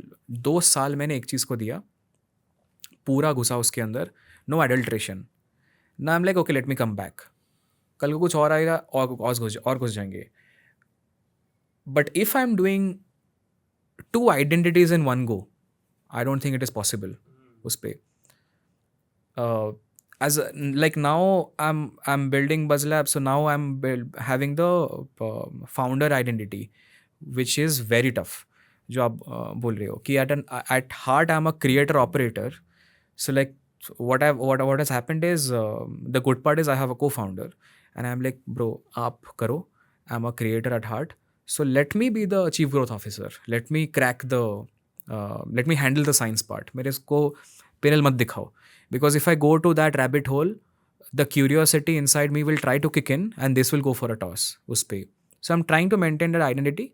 But I think the answer that only I have is start looking at 1 year cycles rather than a long term कि okay 5 साल बाद मेरे को ये करना है. I don't think that helps anymore. वो पहले मेरे को भी मेरे सीनियर्स ने बोला था कि okay have a 5 year plan, 3 year plan. I don't think it works anymore right now. Very interesting. You're also betting on yourself with your ability to learn everything in 1 year. Correct. Exactly. But also, but then but I'm okay to let go of that identity. I don't hold to any identity. I'll tell you a very beautiful thing happened today in the morning. So I did my MBA from Amity University, very infamous university for all other reasons. So a junior of mine is pinging me in the morning कि you are the only person I see जिसका career graph बहुत solid दिख रहा है और उसने Amity delete नहीं किया है. Rest every one of us, I know some head of very big shot हटा दिया है. And like, see, everything has a part in life. I cannot discard. ठीक है, I can say कि ये है वो है. But one thing I am very very sure that I don't want to have the identity for a company by a company, and I'm building my own identity. The good or bad part is I'm okay in letting go of the identity. Like if you ask me, I'm like भाई मैं marketer हूँ, मेरे को performance marketer मत बोलो, मेरे को apps marketer मत बोलो, growth marketer मत बोलो. It's all bullshit. But मैंने एक टाइम पे किया है. 2 साल apps marketer बोला है, 2 साल growth marketer बोला है, वो किया है. If you can let your identity go, then only you can play this game. Otherwise it's too hard. It's too hard. It's too hard. नहीं तो वो बीच में भी बहुत बार किक इन किया है कि यार apps करता था. Can I go to Google? Yes. Should I go to Google? I don't have the answer. Raj kiya. Should I go to now Diary of a CEO? Still have a choice. Will I go? Don't have an answer. So finding that is a lifelong pursuit, but 1 year thing helps. Got it. Very interesting. In some ways, I exhibit similar traits when I want to learn something. But then I don't put time to anything because for me it's insignificant. I feel learning is it's forever, so you can't really put whatever. But I did the same in 2022. I went deep into Web3, crypto, and NFTs. So I stayed away for a bit. मेरे को नहीं चमकता. Right. I did. I mean, I still feel it's a fabulous technology. It's little it's one of those things ki like Windows में या फिर if you want to use say touch screen phone for example, and you know how revolutionary that was when iPhone launched it. But 20 years ago if someone tried that they would fail, and they did. They launched I think the Newton, Apple in 90s, which didn't work, right? So I feel it's a bit like that a lot, but the problem is it's a little it lacks a bit of fail safe, which needs to be built. So at some point I think it'll come back. That's my hunch. It's too good a technology to let go. Certain properties or characteristics are just incredible. But coming back to creators, I keep hearing from a lot of people, in a way I do agree with this too, that Financial Sharan is doing a great job at funneling his audience away to from 1% Club. Yeah, right. And a lot of creators have done this in different ways. You look at a Gary Vaynerchuk in US, he's built V Club and he had that Vine Club. Vayner Media, Vayner Sports. Yeah, so those are business things, but I think that's leveraging the fame and brand you have to establish business, etc. But also I think he's built good businesses. So I think that validation is also there. But in Sharan's case, I think what he's doing is he's taking people and I think he's moving them to 1%, right? And 1% I think recently got funding. Yeah, and no, they also got a nod from SEBI where they are now a registered advisor, right? Which is a big move. I think he's looking at it from all legal aspects too. But it's great to like sort of... Also, Akshay Srivastava launched his own hedge fund. Right. A similar example. Yeah. Got it. But I keep hearing that Sharan's the benchmark. He's doing something really well. To an extent, I agree, but you have worked very closely and you probably have certain reasons to take claim to whatever the success has been. How do you look at it? Same way. I think I remember very clearly before 1% Club, Sharan used to live in Indiranagar, Bangalore, with a common friend called Ayush, Finnet Media founder. Ayush called me to his home and we were having a chat, and I remember normally से बात कर रहे हैं and he was like कि bro क्या लग रहा है आपको क्या होगा. I remember telling him a sentence that Sharan has to become a logo, and if Sharan becomes a logo and you are a faceless person, क्या बन सकता है? And that time I guess it was very very formative years and all. Cut to 2 years down the lane, and he's like 1% club बना रहे हैं. Come down, we'll have a chat. Bangalore में थे. Raghav is his co-founder. तो Raghav, me and Sharan were having a chat, and they showed me कि भाई ये बना रहे हैं. The vision that he has, number one is this, कि he now realizes very very clearly कि, and I keep on giving this example कि Indians Bollywood celebrities के नहीं होते हैं रिटेंशन. आप तो फिर भी इन्फ्लुएंसर हो कि every Bollywood celebrity has a timeline. Bollywood celebrities don't do performance marketing. There have a very big pull factor. Movies आता है, लोग खरीद के जाते हैं मूवी देने के लिए. आप तो कोर्स बेचते हो, तो आपका retention allegiance doesn't fall into the Indian principles also यहाँ पे. So आपका saturation will happen much more faster. So if a Bollywood celebrity's timeline is 5 years to become saturated and people becoming boring, people becoming bored of you, आपका 2-3 साल में होगा वहाँ पे. So he has a similar vision कि okay 1% club बनाना है, and slowly it has to go away from finance with Sharan. I should not be the only person. Initially they started with obviously Sharan being the face. Ads में अगर हम Sharan को use नहीं करेंगे तो काम नहीं करता था ad. But I think they have done a very good job in just deciding this fact that okay, let's get other influencers, your Shashank Godappa, then some CAs, other people are there. Let's get everyone to this so that धीरे धीरे ना वो perception dilute होता जाए क्योंकि 1% club में शशांक भी है, 1% क्लब में ये भी है, वो भी है, वो भी है. Second is he has let that thing go. So he's not writing 1% club by Sharan, which is a good move. Which means he's okay in letting that God complex go. ये कन्विंस करवाना बहुत मुश्किल है किसी को भी. नहीं तो everyone writes their own name कि नहीं मेरे नाम पे है. That मेरा नाम वाला will not help because the reason you are doing it because you want to let it go. You want there should be another co-founder to launch it. And my principle is, and I think it very very clearly, a creator should not be the CEO. I think it very, very clearly. I don't care how smart you are. You are not a business DNA. You are a creator. Will you stop your Instagram channel? No. Which means you will still keep on posting that content. How the hell are you thinking कि already you were doing Instagram, you cannot let it go. आप दिन के 3 content post करोगे, plus you will run a business. And business is just a lot more than creating content. Culture कैसे बनाना है, there will be people who will be tougher at times, your P&L management, a lot of cash flow management and all, जो आपने कभी fantasize नहीं किया होगा कि okay this will be sexy enough, and this is not sexy to a lot of people. So that part I have a mismatch कि the CEOs should be another business person. Rest everything has panned out beautifully well. Now the problem I feel in that particular business is only the fundamental of the existence of that, which is courses. People want course to take a finance course because आपने एक ad चला दिया कि okay month का end आ रहा है, आप जान लो. No one is there for learning finance. उसका reason ये है, मेरे पास अगर पैसे हैं I will hire a CA, I'll hire a personal finance. मेरे पास पैसे हैं, you come to me and you tell me कि time निकाल के पढ़ 1 साल और तो अपने principle में डाल, is not fundamentally going well.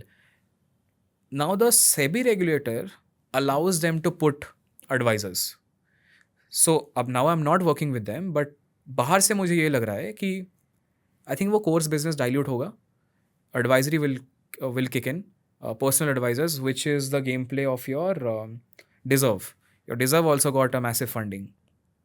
वो market में थोड़ा बहुत है यहाँ पे because people who have money don't have time. You cannot ask them to learn, apply it to your principle. Time ही नहीं है boss. क्या करें उसका? I don't know how large of a business it can be because I still fundamentally believe you will do much better by launching a CA firm. Very clean business, simple. ये जो खिचड़ी है ना 1% जनता को हम wealth बना लेंगे, it's a great ideology. I've not seen enough success happening. Not seen enough success. That's also my thought process because you are taking creators essentially. Yeah. Who have some success, I presume, in Correct. investment and And you are not taking the OGs of investing. investing. You are taking creators. Correct. Massive Exactly. difference That's in there. exactly what I was coming to. Yeah. So you're to take a creator, you're converting the creator to then you're rather betting on the creator's ability to convince people to invest Correct. or to advise, right? Now, at some level, there has to be validation. Yeah. So would that be done by them also then investing, showing the fact that they have achieved success? Like, how will they solve for that? I think बहुत सारे चीज़ों में ना I think this Bangalore concept of glamorising productising aggregating everything is just a bullshit thing Really? You think it's a हाँ Bangalore हाँ thing? I think क्योंकि ये बैंगलोर में बहुत ज़्यादा ये बना है ना कि first product then business versus first business then product, because if you come to first principles, product is only to accelerate your business, not to build your business. तो अगर आपका ज्वेलरी शॉप है, you can then become a जीवा और carat लेन. आप carat लेन का product का app बना के नहीं बोल सकते कि मैं बना लूंगा उस पर for an example, unless and until you doing something completely disruptive, आपका ही खुद का डिज़ाइन से एंड ऑल. नाउ या तो सी इज़ अ बिजनेस, या तो टैक्स इज़ अ बिजनेस, या तो लेंडिंग इज़ अ बिजनेस, या तो advisory is a business. Now advisory is मार्सलस investments, deserve का पीएमएस मान लो. उनकी पोजीशनिंग अलग होती है, उनका परसेप्शन अलग है, उनके लोग अलग हैं, उनका टिकट साइज़ अलग है, उसका ऑपरेशन और कल्चर बहुत अलग है उसके वहाँ पे. The people who are working there will be और ICICI वंच, मतलब सम टॉप सॉलिड पर्सन 15 साल काम किया एंड ऑल. ये मॉडल जो खिचड़ी वाला मॉडल है, I don't know how will they able to solve it later on.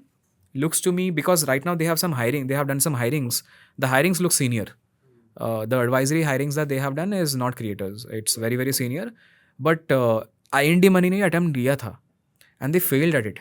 IND money had something called IND money prime, if I'm not wrong, or gold, where they, so initially IND money was doing robo advisory. Robo advisory is a very flawed concept in India. It just doesn't, it has never worked.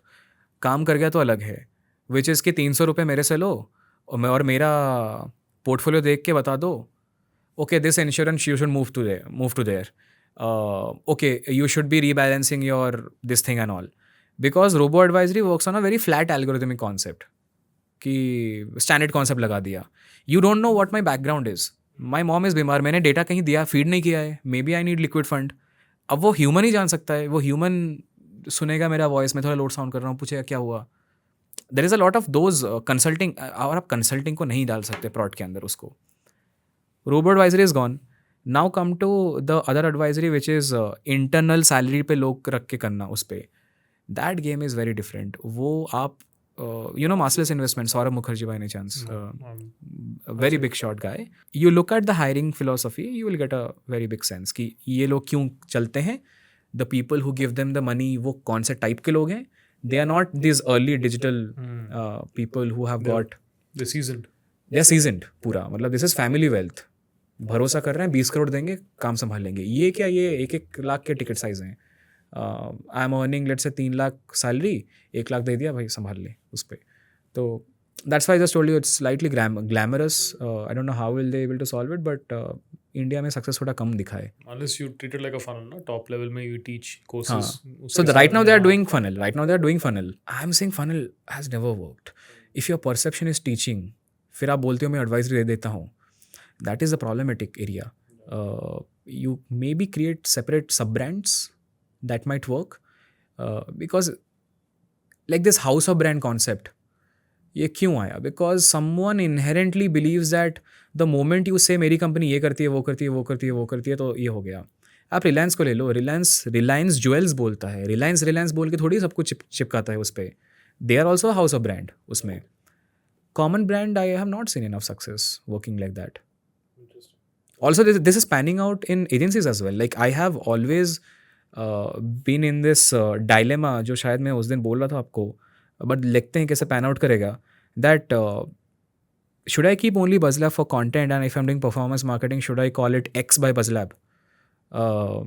And should it उसका P&L अलग होना चाहिए क्या, उसकी subsidiary अलग होनी चाहिए क्या, या is it the same parent company just billing and the brand name is separate? I'm noticing some people doing that in the West. A lot of Don't have people an ask answer. me about that for a long time. What do you feel? My feeling is So whatever DNA, so I think brand, it okay, depends whether you want to do it for outside world or inside also. As in? For example, WPP is one of the largest holding firms in advertising. They own Ogilvy, JWT, and then Group M. Correct. Group M is the largest media buyer in the world. Correct. Right? And then you have JWT and Ogilvy, which is a revered creative agencies. Correct. And they keep them all under one holding structure, but they're independent, essentially, if you look at it. So that is the way that they have done. And I think advertising has forever been this. Even in performance, if you look at it, there's Densu Web Chutney, then there's Mukul Sokrati. Performance and social digital creative, right? The way I look at it is, I mean, from the outside world, you can do it however you want. I think that's a call. Inside, I've always looked at saying, what is the DNA I want in one room versus the other DNA in the other room. If the DNA changes, then you should have it compartmentalized. So for us, I feel creative media or performance rather, together has been our DNA since day one. Do you think it can be a common DNA, performance and creative? Tough, but if you can get people inducted from day one in that You can do philosophy, that. yeah. So for me, I've noticed my best members of my team who understand both together are the ones who started here. And do you think it is scalable? Yeah, to an extent. But like I said, it depends on what scale you want. I told you, right? Our scale, I'm not looking at 100 plus. For that team, it'll always be 75 to 100 at best. Because I am trying to draw parallels of this exactly with an early stage startup building a growth team. I'll draw parallels.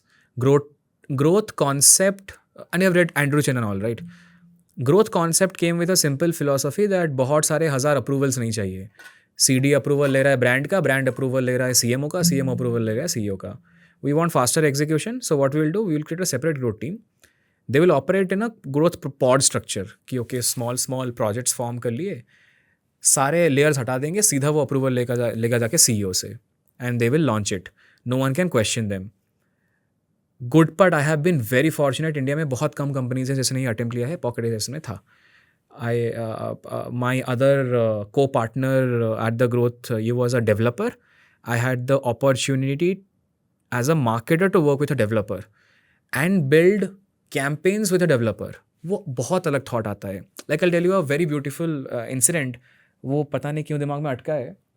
The way a coder, let me be very specific. A backend person look at the world is very different. They look in structures. उनके यहाँ में diagrams बहुत खतरनाक बनते हैं.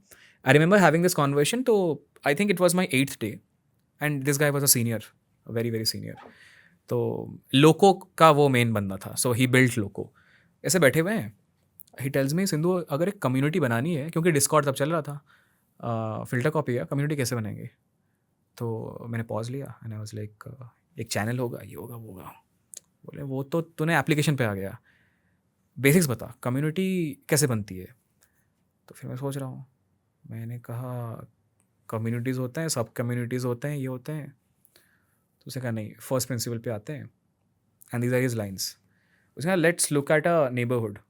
अ neighbourhood has a president. Why do you need a president? Put that thought inside. A neighbourhood has president को report करने वाले लोग who are elected by these people. They form a common ground and they say कि Saturday को meeting होगी, meetings के एजेंडेज होंगे, ये सारा लिख एक जगह पे गूगल शीट्स पे. And he tells me a very beautiful concept. Always remember, digital constructs are a replica of offline constructs.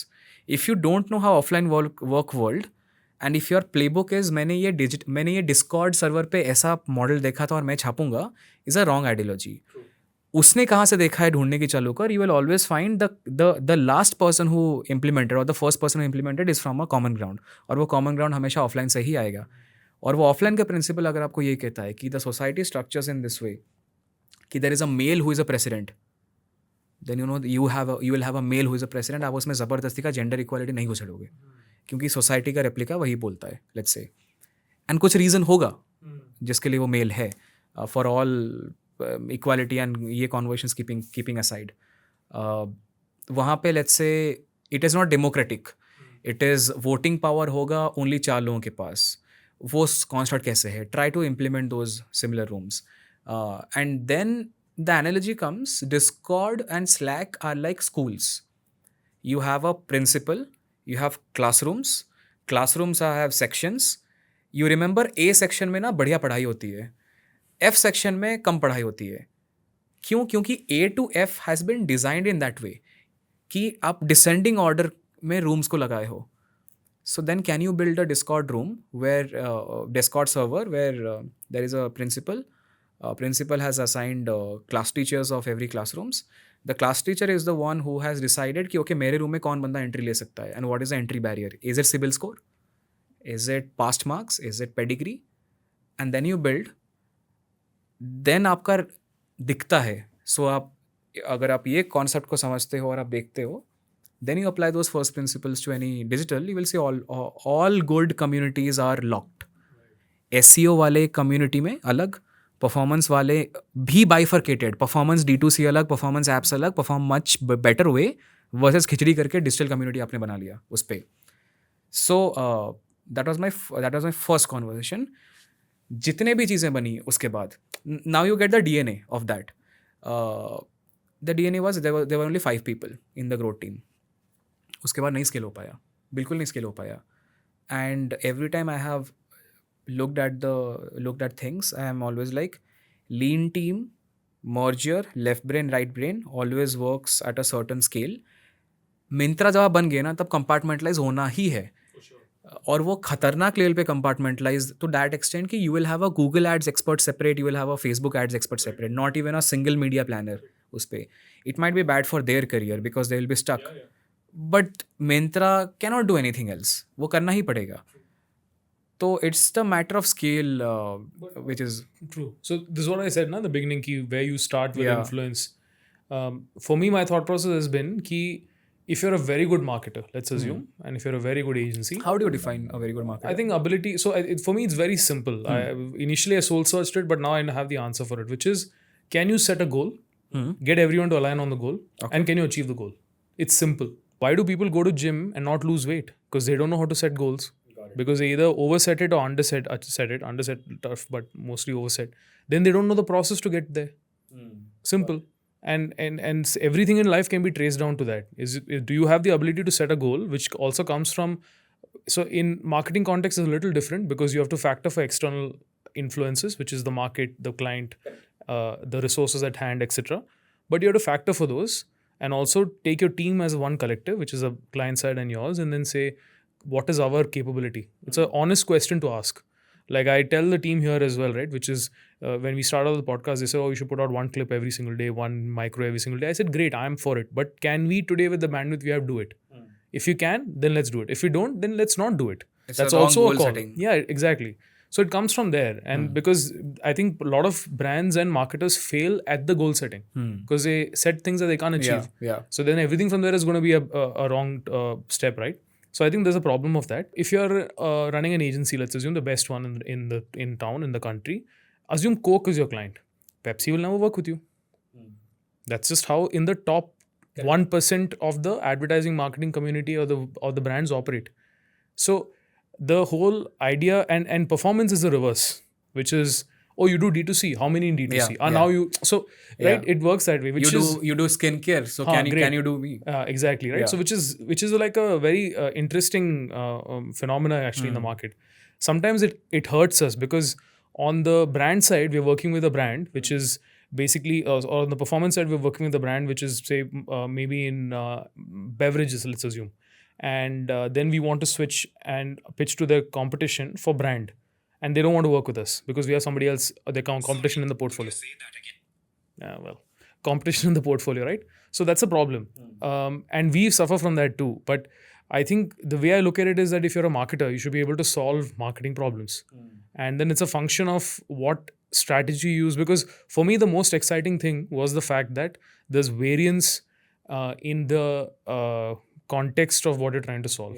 So if you're solving something for brand 1 versus brand 2, audiences are diverse and ability to solve that makes me even that much more better. True. So we always focused on that way, which is why we never bracketed and said, so at one point I remember we had a lot of edtechs in 2021. We had a lot of, I think, Fintechs in 2020 at that time. We did a lot of e-commerce between 2019 to 22. So there's always been sort of a shift. And now I'm seeing a lot of traditional retail businesses come to us for transformation and journey after. So I think each of it has been a learning experience. in terms of going deeper and deeper. But at the same time, I feel that diversity has given us even more chops to be able to solve for things, which I think wouldn't have happened. Like I know a friend, very good friend of mine, he was on the podcast recently. He runs an agency which is for coaches, and that's a different game altogether. Right, but then within that there's some similarities too. If you have 20 coaches, it's like 20 creators, like you said. To an extent the thing starts to spill over, and then the strategies work. But then again, tomorrow if you're faced with something that's radically different, I think for us challenge is there, and that stimulates us as marketers. So I feel both models work, to be very honest. I think the market is so big that anything that you do, there's somebody accepting and ready to work with you. Also, decent sizable business to build. Yeah, exactly. Like very easily. What is your thought about? I mean, this used to be a bastardized word. 360-degree marketing agency. Right now, it doesn't exist. It exists in a very different tonality. Integrated solutions बोलते हैं आजकल. क्या multiple. What is your thought around that? Again, I think not the problem. I think the reality is you started at digital, and then you've turned into learning 360, which is mainly offline. So right? Definitely we should start with one. Yeah, I think so. Identity is locked. I think so that you learn basics. It's that. But when someone starts, there is also the serendipity luck factor, which is suddenly you don't have anything, and suddenly you get performance, social, digital randomly, and you just can't say no because there is money on the table. Right. So so that's great. So for us, for the first 4 years, anything that was not social, media buying, or performance marketing, I said no to. You said no, regardless of how much money came our way. Why is that? We don't. It's simple. I think there are other people out there who are better than us at that time for doing that. But did you carefully choose that, okay, I want to stand for this, I stand for this, I will do this? It was actually very simple. What am I good at? What is my team good at? That's our service. Do you look at life with a very opportunity cost format? Because generally a lot of people who look at that, Now I do. Now you do. Early days I didn't, because unless it's a very bad deal. I remember we were pitching to some betting app. Not betting, it's I think fantasy cricket. Let's call it that. But initial 2 interactions didn't seem right for me. Then I told my team we shouldn't spend the time on the third one. Maybe put the onus back on them to come back and let's figure. Team was like, no. And at that time, I think fantasy cricket was new. Everyone's excited, very desperate also in a way to get it on the portfolio. Yeah. Everyone wants to work on it. They're like, nee, let's do it. Also big money involved. Yeah. So I remember going, I think on a Thursday or a Wednesday or midweek, and spending 3 hours in their office, like talking about everything and all that. And then the meeting, after that, no other meeting happened, and it didn't happen because there was a lot of reasons, red flags that I saw that came out. But we spent a lot of time on that, trying to get it. Now, sometimes you also have to knowingly do it, because then your team, you're trying to teach your team that, right? And now I've become less of, I don't operate in that same mode now. Achha. Because now I tell them that, hey, I have enough experience that I've seen it. Now I give you the chance. If you want to chase a lead or a client or an opportunity and figure it out, take time. Eventually, if it doesn't convert, you'll learn and you'll understand the opportunity cost that is associated with that, or anything of that nature, or any other service or any other instance in the business where there's opportunity cost. I tell them, chase it and figure it for yourself. But I've been through it myself now. And the idea now is that I've done it for 7 years. So I'm able to give you that insight rather than for us to together waste time potentially on something. And you are more comfortable in saying no now, I'm sure. Yeah. No, I was comfortable then also. But within a service, like last year, for example, we took up a very large business of a IPL team. I shouldn't have taken it up. But I took it up because there was a relationship involved and I knew some folks who bought it to me and etc. IPL trains. I have right? Been there. But this is for a surrogate business within the IPL ecosystem. The problem was I saw some red flags in the business on day one, which were big red flags. Because of the fact that now I know these people, I didn't want to sort of burn bridges or whatever. I went with it. But net in 7-8 months, those red flags become bigger red flags and they come out. And it did, right? And I felt that, okay, and then the problem is also that when you internally also know that there are certain things that probably aren't best suited for you to perform, or you sort of get into a mode where your team acknowledges that it is probably a failure. Like if you walk into a battle knowing you're going to lose, you're not going to sort of fight the same way that Correct. you would otherwise, right? Correct. And that plays a role too. So last year was a big such incident where the money was great. I had certain obligations in terms of relationships, but I should have still said no, but I didn't. And I learned a lesson. So something I did very right in my first 3-4 years of my career, later on I didn't for various reasons, because I felt there was also a bit of ego saying that no, fuck it, we can do it, I can get it right. Like, there's a bit of that. I think it's also a phase of my life. I did the same thing with the podcast. When we initially started, I didn't take advice from anyone. I still to an extent don't, but I didn't.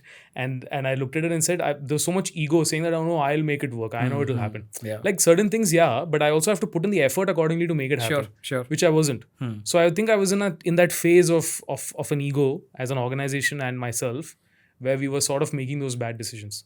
So sometimes you might do everything right, and then you might still in the follow-up years make some mistakes. So I think it was a good reflection for me that. But the idea is that and I think the way I got out of it is looking back to what I would have done when I started. So tracing back to that mindset is important. So it is very simple, which is we offer services to which we think we are the best. If there's a service that we think there's somebody out there who's better than us, then I would probably point you in that direction. And that's been the philosophy. So that's been easy. It's been easy to cut down. And I remember somebody came to us long back. They wanted to build their brand, so define the brand name, positioning, design, logo, identity, everything. And I said, we don't do that. And I pointed them to somebody else who I thought was the best in the field. And he was very appreciative. He said most agencies, just to make the P&L work and the overheads, will say yes to anything. Yeah, and that's a big problem. And they will do the white labeling one. That's a big problem. So, and I think that's been one of our key things. And I think I'm also very honest and transparent that way. Like I have no fear or inhibition of what can happen, which is also bad. Sometimes I've burnt bridges. I've called brands out on mistakes and then they don't want to talk to me after that. Like they say, can you send your account manager? You must be busy. Why are you coming? So things go that way also. But I think that's part and parcel. You have to figure it out. I think authenticity is very important. Yeah. One thing which I think the internet age opened for us. You can put yourself out there. Yeah. And you can be unapologetic about it. You can be who you are and people will respect it. Yeah. People who have to respect it will. Now Yeah. I think again what's happened is there's one layer of culture that's being built, which we spoke of, which is pretending to be what you're not, just because it's ideal for the gram, right? Yeah. That's a problem. But I hope that is not long lasting. But now I think I have started getting this. So either you are consulting, which is exactly what I explained, or you are सब्जी मंडी. Now I am trying to understand, और मुझे क्यों लग रहा है मैं empathise कर पा रहा हूँ कि ये सब्जी मंडी जो भी स्किल पकड़ रहा है ये ऐसा क्यों कर रहा है कि एसईओ बेचते हैं क्योंकि वो स्केलेबल है. परफॉर्मेंस 40 क्लाइंट हो सकता है. द मोमेंट मैंने घुसेड़ दिया performance plus creative plus this plus that गया, वो पूरा गया. 10 at best. 10 भी मुझे बहुत ज़्यादा लग रहा है. Difficult. Very difficult finding people also. Even if you get all top shot media planners into your team, तब भी काम नहीं करेगा. Tough. Creative, because creative in general is a slow process. Slower than performance, right? Or media. And as a function of it, we always said ki our ratio for media to creative people is 1:3. Simple math ki 1 media buyer, art copy video, 3. It's just the ratio. So if you to combine it, there's a certain speed at which it will go and you can't help it. But it is what it is. If you try to speed it up from beyond that, one of the others will take a hit. Mostly creative will take a hit. Mostly that will take a hit. Or kuch nahi. So but it's interesting. I think these are the challenges that you want to solve. Yeah. Like I've seen an evolution from the time I started, which is in the early days, I had to convince people ki there is ROI in social, right? Which is because I remember end of 2017, early 2018, we figured brand lift. So we started to integrate that, but people are not understanding what that is. They're like, what does this mean? What is there in that? So conversations would move that way. It changed. Then obviously the COVID accelerated everything on digital.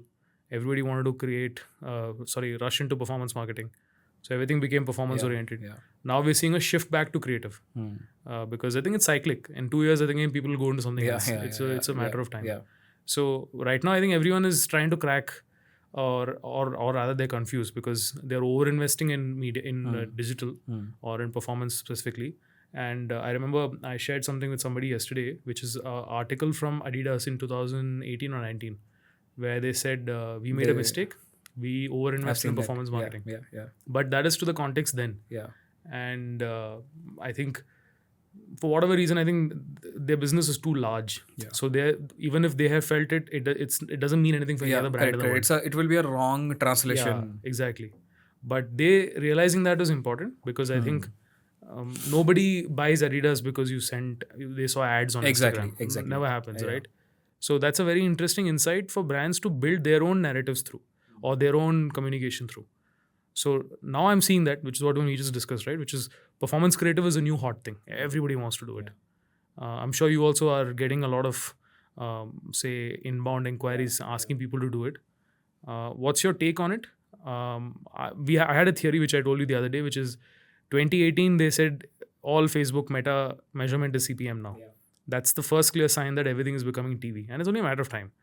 Uh, all these platforms are going to feel like TV after a while, and that's best for business for Meta, because you show everybody, and then obviously the platform is evolved enough to give better metrics than TV ever did, so it is always going to be better. But now smart TV will come, and then there's a whole revolution that's coming as a back of that. OTT will open up. So I feel it's going back to basics of advertising, where creative is becoming important. Performance creative is now a fad again, but I think it will shift back to good creative narratives. I think that's where the future is. What's your take? Same, but I think the basics of marketing always was storytelling.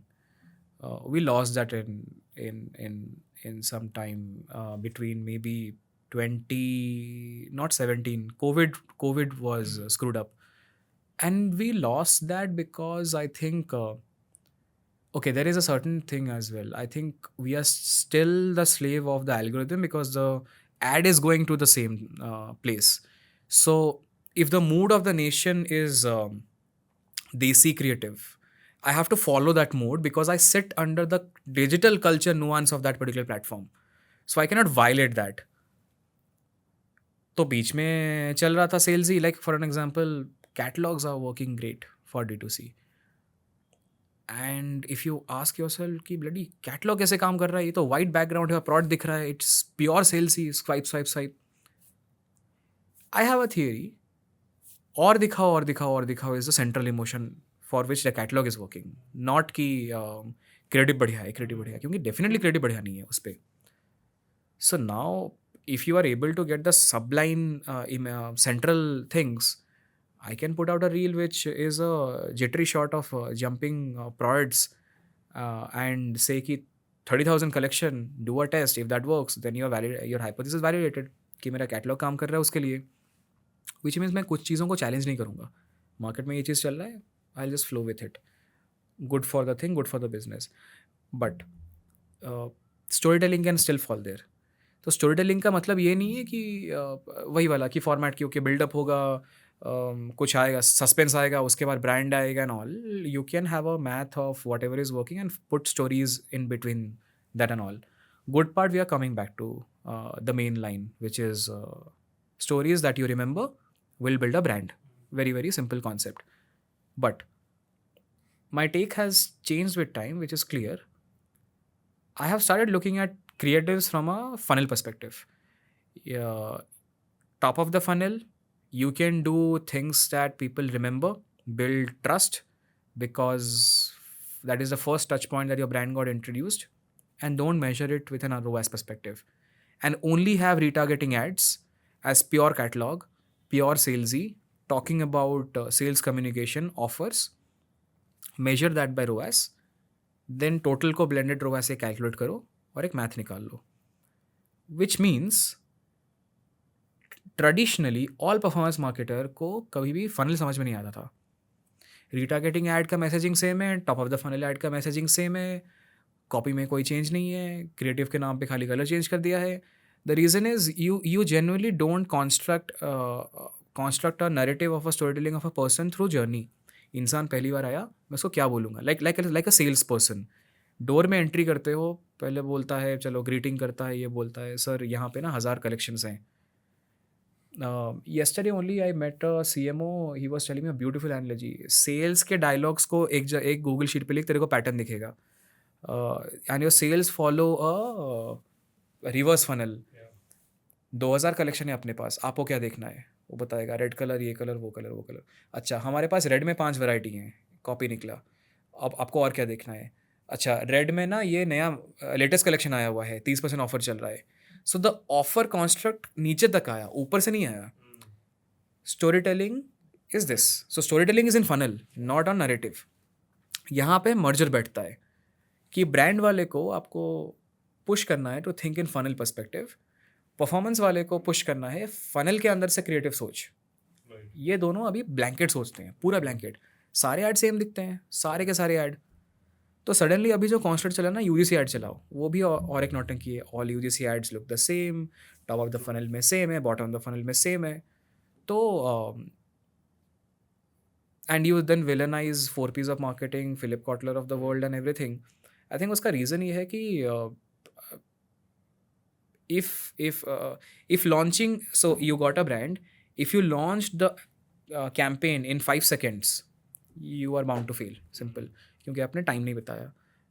And I try to push my team and have a mental model कि paper में लिखो. उसमें ज़्यादा time जाना चाहिए वहाँ पे. मेरे को आके एक्सप्लेन कर. फर्स्ट टाइम बंदा मेरे बारे में सुन रहा है, क्यों ऑफर सुनेगा? Do I want to build an offer led brand? I can be honest about it, but मैं फर्स्ट टाइम में क्यों बोल रहा हूँ, मैं सेकेंड टाइम में क्यों नहीं बोल रहा, थर्ड टाइम में क्यों नहीं बोल रहा? This arc line narrative is a thing that is missing. True. It's the same thing now, what you said, which is before doing the podcast, are you going for a walk? Are you asking questions? Are you getting to know the person? Correct. Same thing a sales agent would do in a store before selling the Correct. collection. तो He'll घुस ask. के हुए नहीं बोलूँगा ना, 30% चल रहा होगा. Exactly, right? This is so true because there's a great book.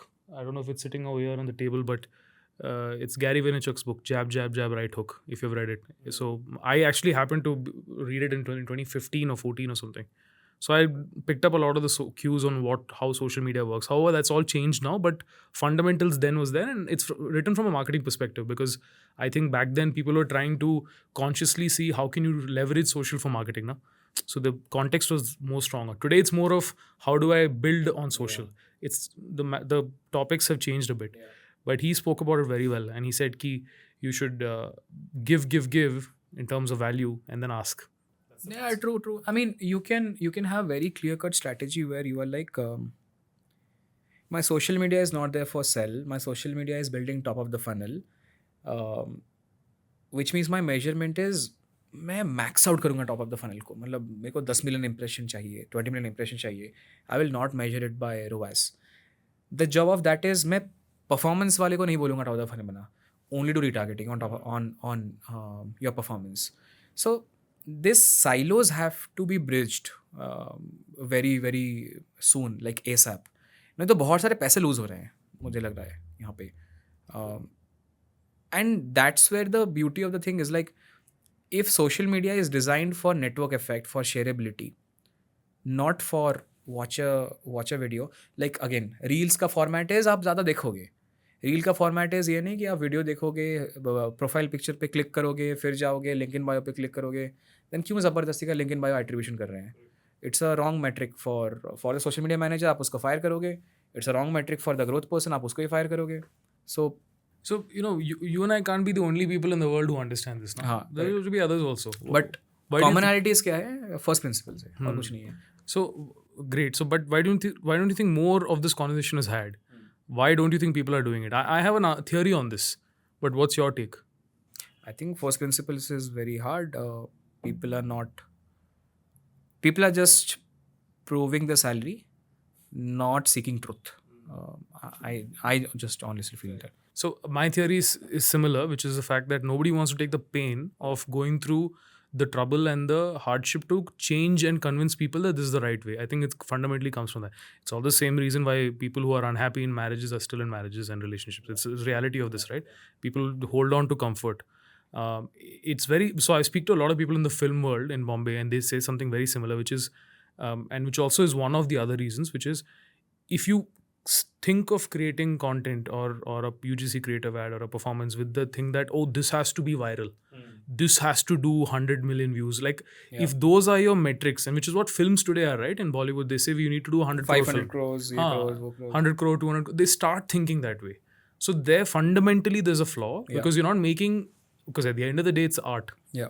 You're not putting heart and soul into it saying we'll make great art, but you're just saying ki we'll do this, and as a function it doesn't move the needle.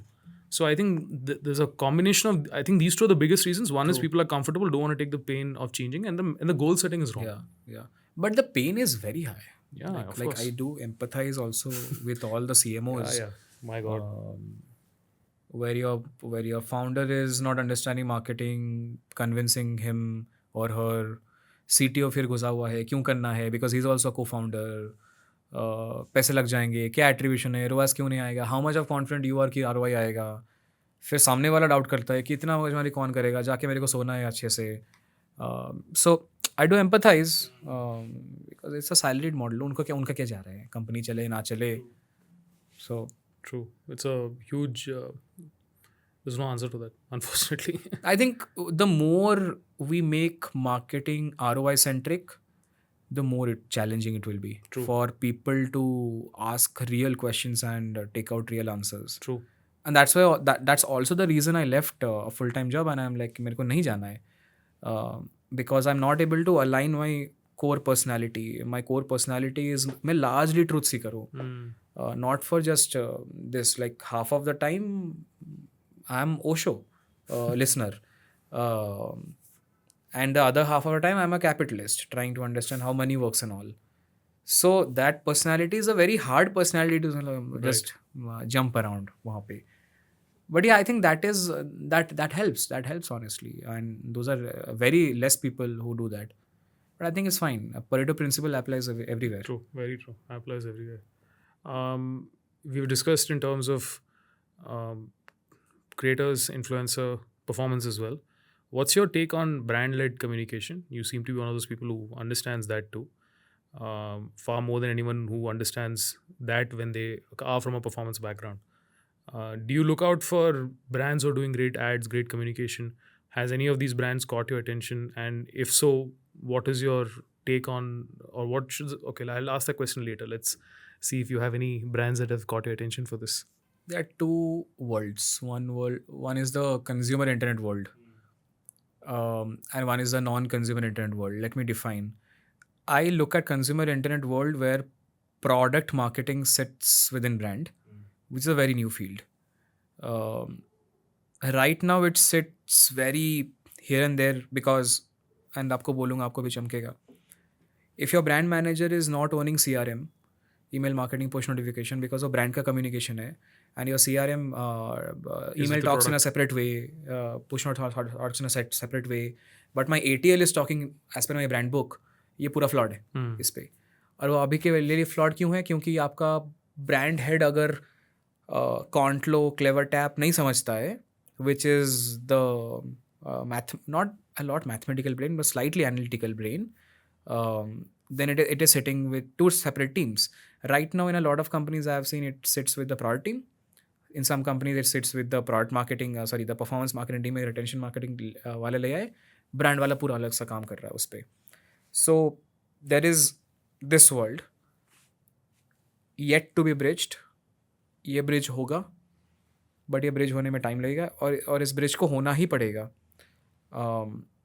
Then there is other side which is non consumer tech. Now इस world में किसने कौन कौन अच्छा काम कर रहा है? Now I feel CRED is doing great category communication.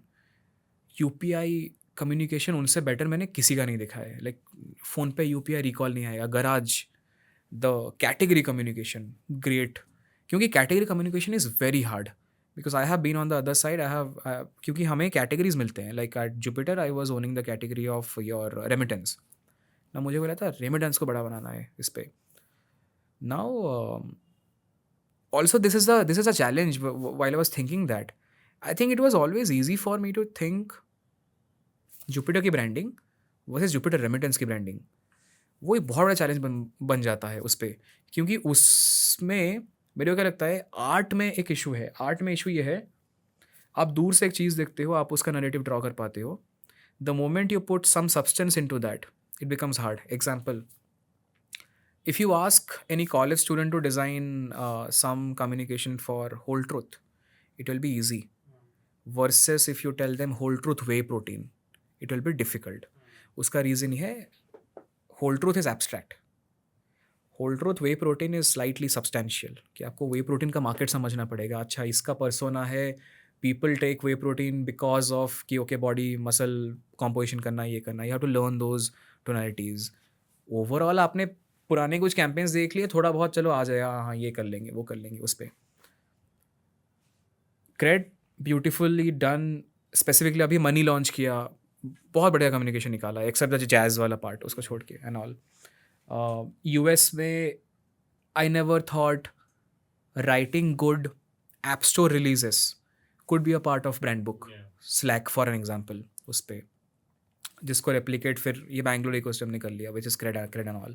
I'm giving you जानबूझ के these examples so that I जानबूझ के force this narrative that brand is not sitting at those places which is visible. Hoarding है, क्योंकि यही college में सिखाते हैं. कॉलेज में थोड़ी कोई बोलता है कि अच्छा ऐप रिलीज भी आपका पार्ट है, नोट्स आपका पार्ट है, because that is challenge. Brand manager has to go to the product team जो आपको भाव नहीं देगा, बोलेगा ये ब्रांड वाले कुछ नहीं करते हैं, पैसे चलाते हैं. आपको उसके हाथ एक रिलेशन बनाना है, आपको समझना है डेवलपमेंट में टाइम क्या है, when is the next app release, which means the brand manager also has to know that there are multiple app release happening. Lot of brand managers has no clue. उनको तो अच्छा app का कोई release भी होता है क्या, version update होते हैं क्या, उसका एंड्रॉयड रिलीज पहले जाता है, iOS बाद में जाता है. So which means this has to be there. Now this is a tech part. Simplifying CRED, I would rather put them on the first. The non-tech part, whole truth for sure. Yoga bar for sure, I feel, all the new age. Yoga bar, I think they have done completely offline, not online. They started offline distribution pura ka pura. One thing I'm liking about them mostly is the color play and the consistency from coming from a new age brand without violating all the principles, very much in sync with whole truth wala. ये बहुत कम लोग मैंने देखा है, इसलिए I'm appreciating. Right. ये ITs वाले करते थे. But this is after the acquisition or before? Before the acquisition. We worked with Yoga Bar. We're very close to working with them in 2019. Then COVID and everything happened. It didn't quite take off. That time they were also consistent, no? Yeah. I had a lot of meetings with Suhasini. And I remember they were built for offline. I think they were looking at it that way. They also had an offline agency. Now they are moving into slightly online and all. Yeah, I think that time also they wanted to. Yeah. I think they eventually in-housed it because they felt it is more in core with. They were also experimenting and all that, I guess. Cult is one example as well. Cult is one example. I love what they have done. However, there are more opportunities that Cult can crack, I feel. But yeah, I think these are some. इसके अलावा I honestly like I don't like Bombay Shaving Company का brand playbook. I just don't get it, honestly. Like everything is even more here and there than CRED. Shantanu's podcast is a personal branding going into investor relationship zone for his investment.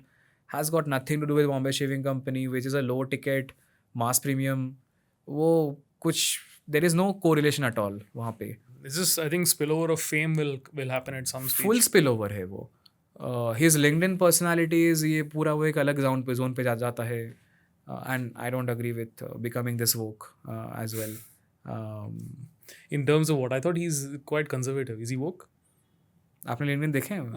I remember not much. पहला वाला तो I've seen the 19 hours.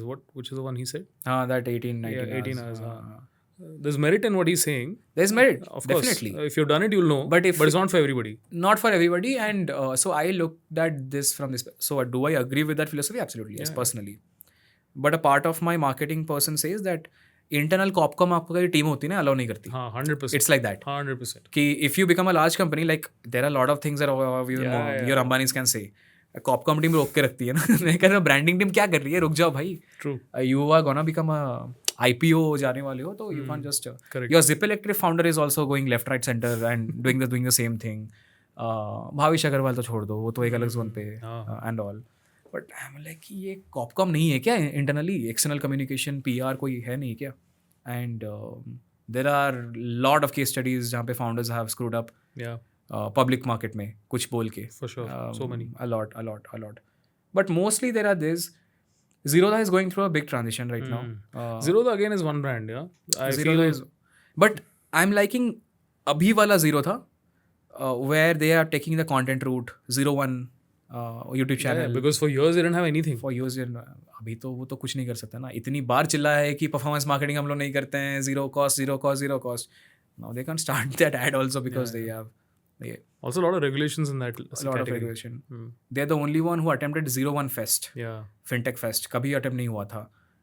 They're the first one who started this 01 channel, great channel. और एक कुछ किया हुआ है. They are partnering with your Think School, Ganesh, and launched a separate channel called The Great Indian Business, ऐसा कुछ है. Right. हाँ, तो looks like ये 5-6 करने वाले हैं YouTube channel. Win12 playbook मान लेते हैं mostly, but that is going into a separate direction. But बाकी I'm not liking honestly. मेरे को कोक का example I think is redundant. Yeah. Pepsi कुछ अच्छा देखा नहीं है मैंने बहुत टाइम से. Starbucks. Also I don't come with that ये कि वो जो campaigns है जो कांस में आते हैं, I don't like them, being honest. You Those don't are like great them art. because so exactly why don't you like them? Art, absolutely yes. Only for art. Because you don't think they do anything for consumer sentiment. और distribution नहीं डालते हैं ना उस पे. Exactly, that's a huge problem. I've That's had a it. big problem with that also. You And run the also, art. lot of scam work, which are not actual ads. Yeah. They just make it and they submit it. They just make it and they submit it. Yeah. And वो targets भी अलग होते हैं, सबको पता है कि वो टारगेट ही दिया गया कि आपको कांस जीतना है. एंड सबने अपना अपना एक फॉर्मेट निकाल लिया कि ओके कांस में ये टाइप के एड्स चलते हैं ऑल. मेरा लेंस बहुत सिंपल है. If the CMO has done this for art, has enough distribution money gone into it. 1 crore का आपका प्रोडक्शन है, 2 करोड़ डाला है क्या डिस्ट्रीब्यूशन में? अगर येस तो मैं जाके देखूंगा कि अच्छा वो वहाँ पे मुझे पसंद आया नहीं आया. नहीं तो इतने सारे कंपनीज को जानता हूँ, 2-2 करोड़ के प्रोडक्शन है, 25,000 डाला हुआ है डिस्ट्रीब्यूशन में. It is bound to fail. तो या तो आपने ग्रेट आर्ट बनाया, your distribution media planning team did a very very bad job, तो इट्स टोटल फ्लॉड. उसका कोई पॉइंट ही नहीं है इतना अच्छा फिल्म बनाने का. Right. And I have seen those mergers very less. Even if it is McD, still I have not seen a rememberable campaign. Like I think last मुझे campaign सारे पिडलाइट वाले क्यों याद आ रहे हैं पता नहीं. वो Prasoon Joshi, Piyush Pandey and all. No, in India in general, I think unfortunately we haven't had too many. One great campaign couple of years ago, which from an idea perspective was great, was the Unfiltered History. If you followed it. No. So basically it's a great idea. किसका है? Vice, the magazine. अच्छा Vice का. Vice का. But that is not coming from a brand. Nahi, publisher. So it's theirs. Publisher I will give. I think globally, if you look at it, Burger King, Apple, they're the ones who keep winning. Apple makes some great ads. Apple makes some great ads. Great ads. Great and ads.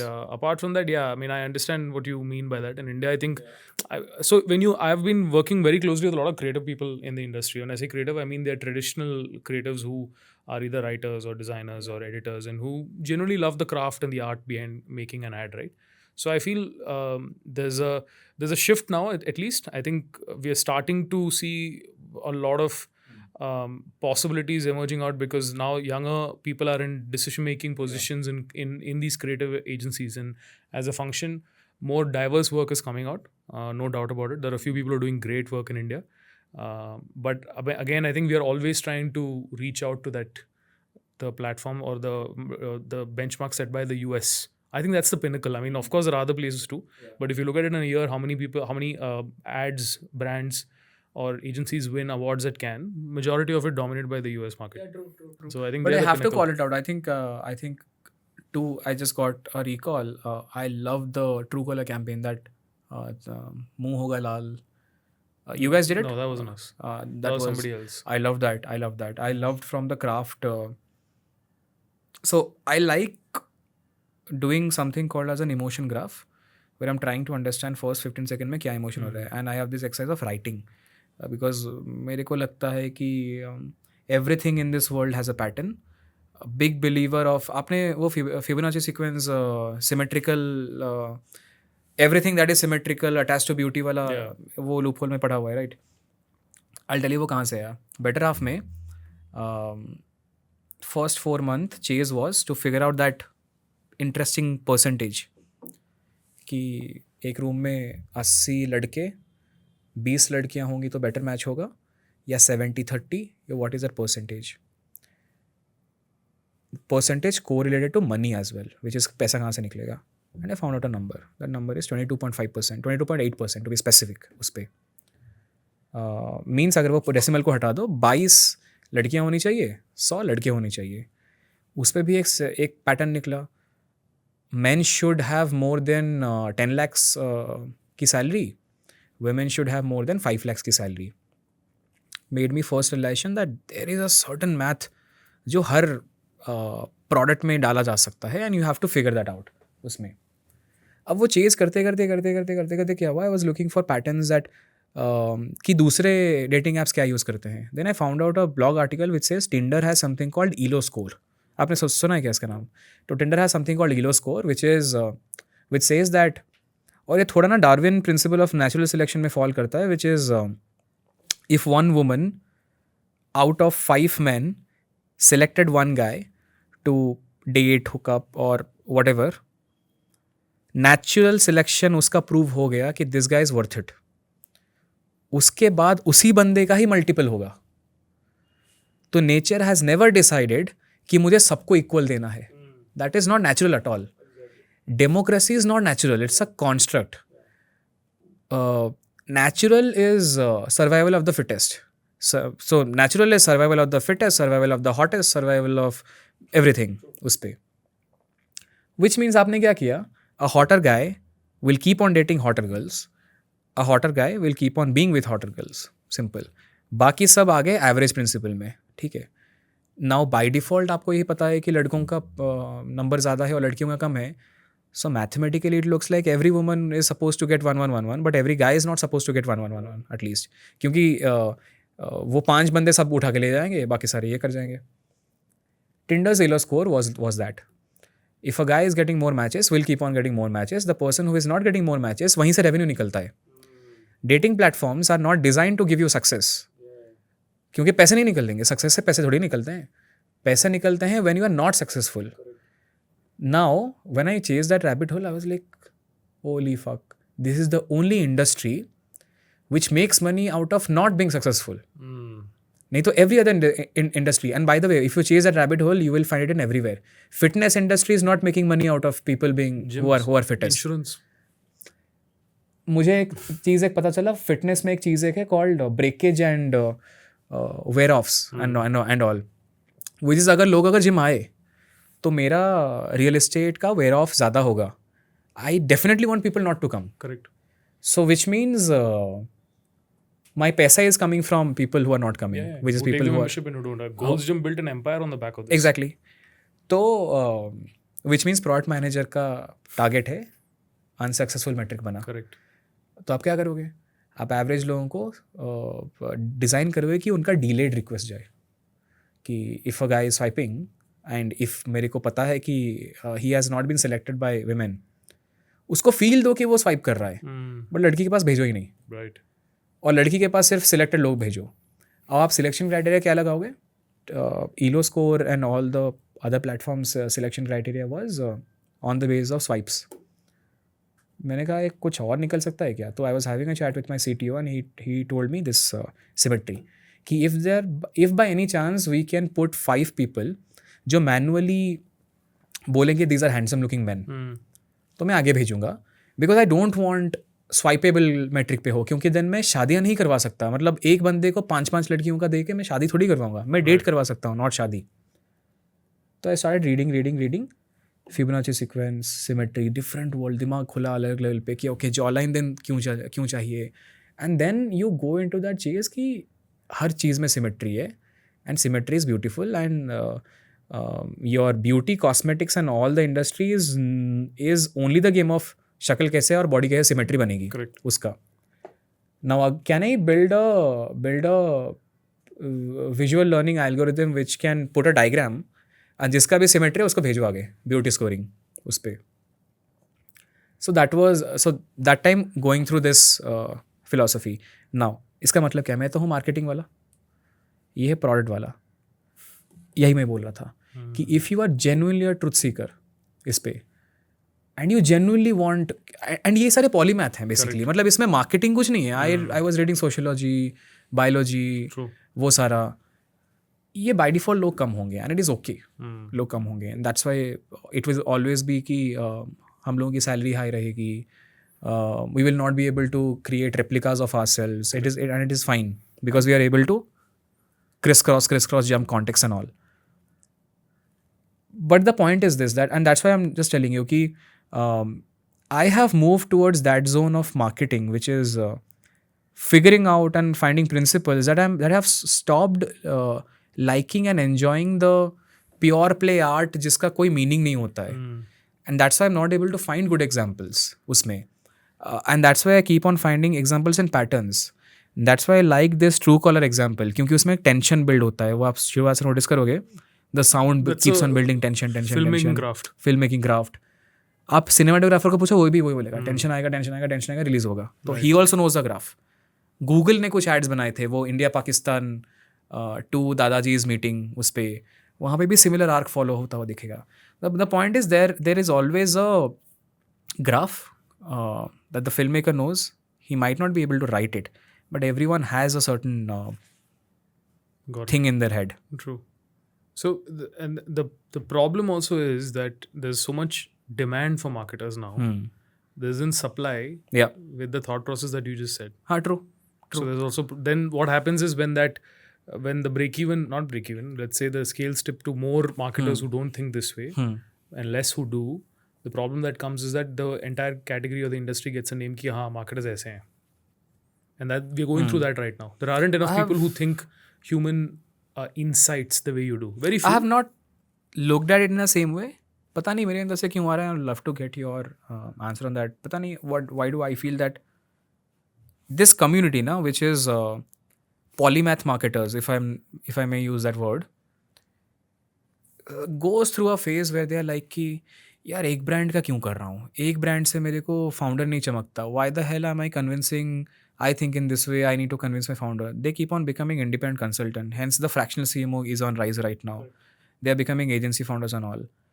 ये technically इसको brain drain मान लेते हैं. Let's say if these people are going out of the ये, मुझे क्यों लग रहा है there will be a time, and there is already that time, the independent consulting freelancing agency is overriding the full-time marketing talent.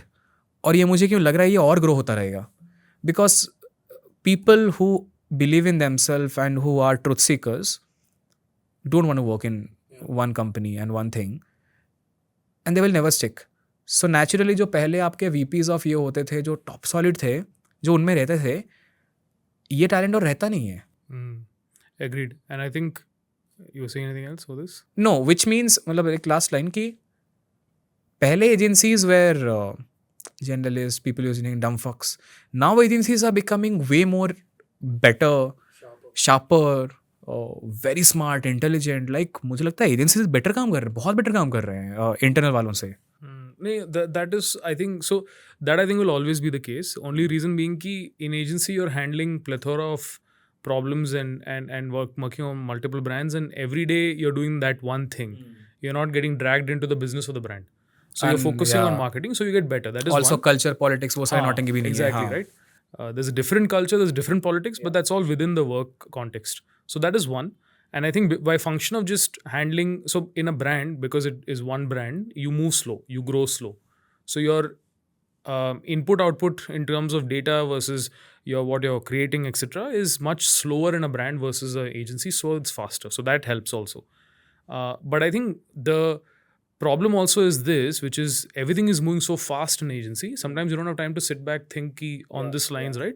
And retrospect and introspect, that opportunity is not there.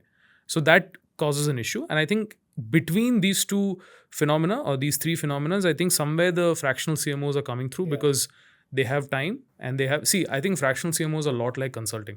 Right? They're only consulting. Yeah, they're only consulting. Now the problem with that again is, I don't know how many of them have clear-cut goal setting in place with the company where they're able to measure it. If you ask me, like we also use freelancers and consultants from time to time on specific tasks, but we have very pinpointed saying, okay, ये You will work achieve on करना है. 2 campaigns. Your task is this scope of work. And for me, whenever I create any kind of that goal setting, I put numbers against everything because effort has to be measured. Outcome can be concept of the outcome can depend on variability, and you together will tackle it. But when people come onto the table and offer something, then I think it has to be tangible in that sense. So that I sort of make sure, and then you can collectively rally everyone to go after a goal. But the fractional CMO thing, I think it's a pure opportunity outcome right now. I think there are a lot of, like I said, there's not enough supply of talented marketers. Yeah, that's why. And I think if you're a marketer and if you're good today, you can consult on 3 brands and make Yeah. more money than you Yeah. were doing on one. And Also, the pattern is this weird, na, right now. This is on rise because I'm a D2C, got some funding from a VC.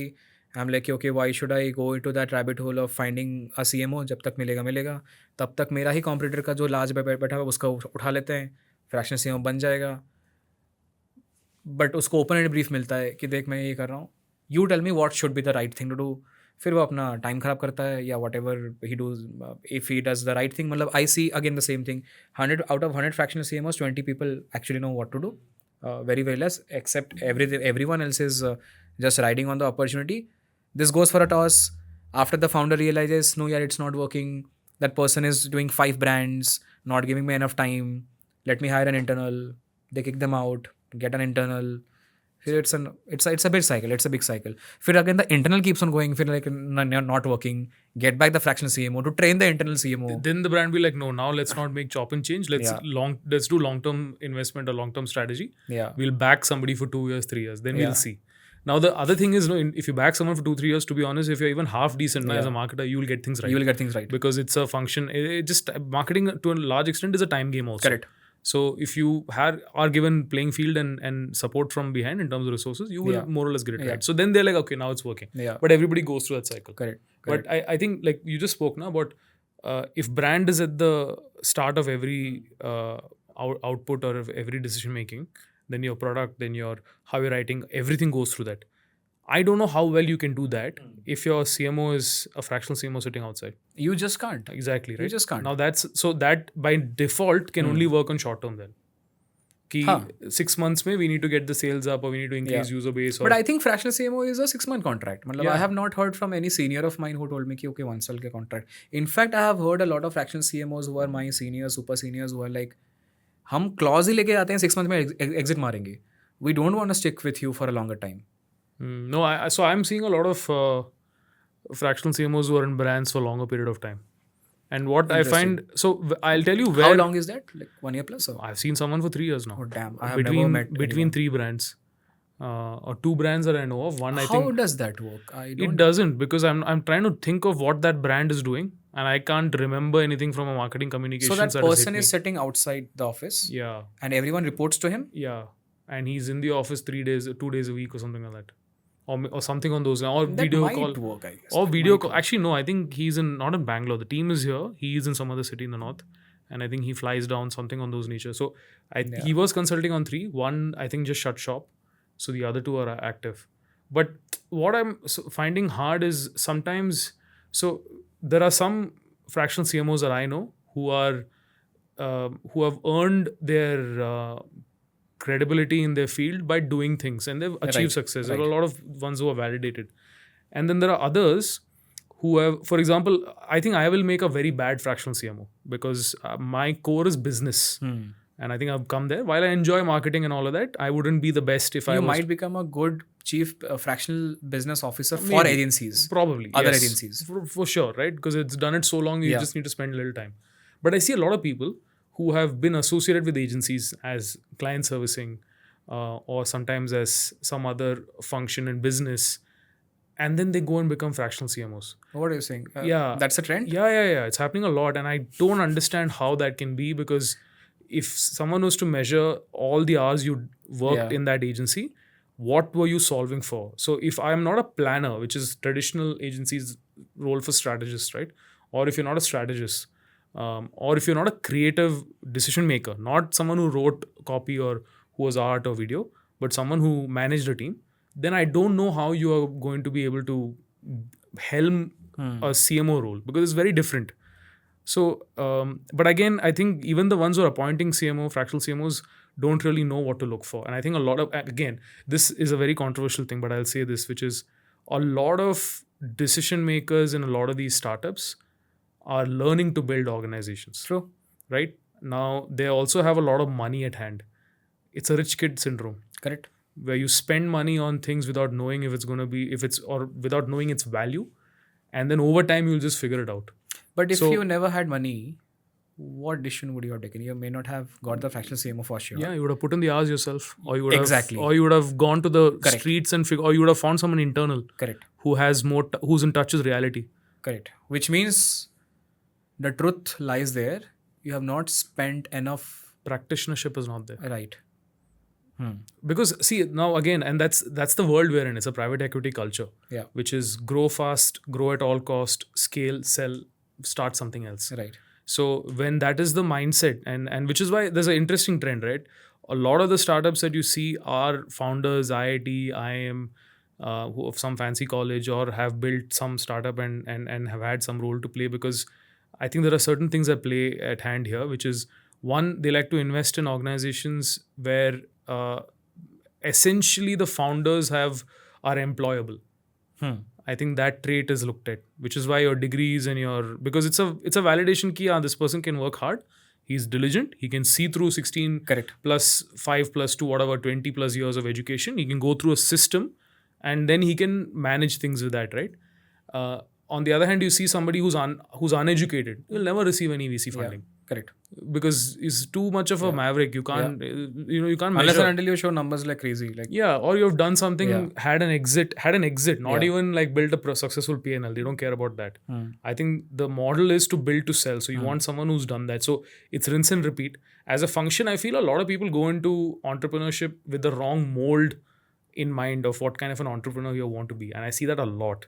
And some of them, like I've had friends who've been in startups, and it's a great conversation that we have, which is, he says, ki, when I was working in the startup, the auqat factor I had was so high, which is I call and everybody will answer. Now I've left them and now I'm trying to build my own company. I call somebody and no one calls me back. I have to call them 3-4 times for them to answer the call. So it's a difference, right? And there's a bit of that happening too, which is the reality is hitting in after you're out on the market, because market doesn't care whether you are from IIT, IIM, nothing. It just trades on merit. True. So when you have capital, when you have all of those resources, you tend to make short-change decisions. And I think a lot of that is happening in our line of work. And especially when product and marketing gets involved. Again, it comes from where you look at it. Are you looking at product first or marketing first or brand first? So I think these are all factors at play. But it's going through an interesting shift where people coming out of MICA, people coming out of all the communication college, there's a big reality check. You just passed out of a college who charged you 18 lakhs. You have only 2 places where you can make that ROI sense. Join a startup, because MICA वालों को startup वाले brand manager, senior brand manager branded दे देंगे. Non-MICA वालों को उतना नहीं देंगे. You might expect a 22 lakhs package, 24 lakhs package, intro. But if you're joining a consumer tech, your life is hell. Matlab, I have seen so many brand managers not performing at all in a consumer tech if they're coming from this very traditional Times Group, MICA and all. Specifically Times mein agar wo Times Prime mein hai, that still is fine. But non-consumer tech, and suddenly you put in a consumer tech and your founder asks the head of growth, bifurcate where is the brand search coming from and tell me is Instagram making sense and all. And I say, ये तो brand वाले का काम है, brand वाला reporting to me, अरे करके दे. Fucking clean slate out there, कभी Google Analytics देखा नहीं है लाइफ में, ट्रेंड देख के दिमाग खराब हो रहा है. मैं तो माइका में स्क्रिप्ट लिख रही थी बैठ के. And then you start teaching. That teaching curve is longer because you have pressures. People just fall apart. So this compounds in an agency, by the way, especially when you find people who don't want to work hard and don't want to learn, right? Who are enamored by the life of agency. Agency is fun, you play coffee pool, milti hai 10 baar. Pool table in the canteen, like free food and like stuff like that. They get enamored by that. And then they come. They don't understand ki what makes all of that happen is the core key, which is you're good at your job, which is what funds everything, right? So it's true. So I think every line of work has, again, it's a supply demand issue also. Absolutely. And that's why cohort based course daba ke chal rahe hain. 100%. And so many people take those courses also, and again, I feel ki like performance, especially in the last, like Deepan was on the show. I've known Deepan for many years now. He's a star of growth school. Yeah, he's the star of performance marketing. Like everyone associates, like I tell Deepan also this, like you're like the godfather of performance marketing, right? Him and Ashwin have been the ones who have sort of created that course and now scaled, and growth school has scaled on the back of that, right? So I tell Deepan also that the rush that it has seen, it is like sometimes a joke. In Bangalore, there was a period 10 years ago where Ambur biryani was huge. Now it is not? Not as much. Every street had one. Like, so it became like that, you know, that everybody was trying to do performance marketing because it's a new hot thing. And then luckily crypto came in, so half of those people went to crypto. And then now AI is there, so everyone's in AI. Yeah. Tomorrow something else will come. But sometimes you also have to ask yourself, like you said, no, you chose to stay out of crypto and Web3. You just didn't want to. Like, I think sometimes people need to ask, like, do I really need to? And sometimes they don't have an answer, but then they spend all of that time and they don't learn it properly. Yeah. That also creates a problem. So, but I think the chaos of all of this is what makes it beautiful also. Yeah, true. Because when you can navigate through chaos, there's so much more value in you. True. Yeah. So many people have told me Web3 सीख ले, Web3 सीख ले, बहुत पैसे हैं. See, now that's another issue, no? Yeah. Learn it because there's money, not because... I think everyone has told, like, every conversation, performance marketing कर लो, क्योंकि पैसे हैं. Like, I have never heard anyone saying public forum में या कहीं पे do performance marketing because if you like analytics and you want to be in the creative and all. वो narrator को खुद भी नहीं चमकाया कि okay, I am liking performance marketing because it is sitting in the junction. No, I am liking it because 40 lakh salary मिल रहा है. So he is also honest. वो है क्योंकि पैसे हैं. The moment performance marketing पैसा gone for a toss, social media kicks in and suddenly we go into a world where organic marketing is getting the highest paid. Suddenly पूरा market वहीं पे भागेगा, 100% भागेगा वहाँ पे. No, I think, but it's a wrong way of looking at it also. There's so many things you can do to make money. Like, you become a radiologist. It's way more money than, in terms of hours put, than you would probably get as a marketer anyway.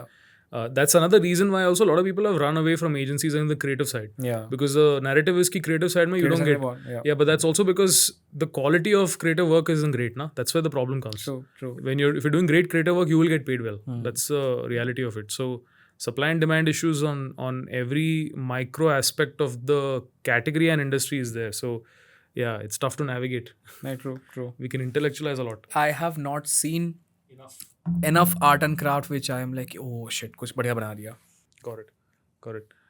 So I was talking to someone recently about in films how, so this friend of mine, he was on the podcast too, he said something very nice. He said in the world of films, you start at one small little plot point and detail and it expands as the film goes by, right?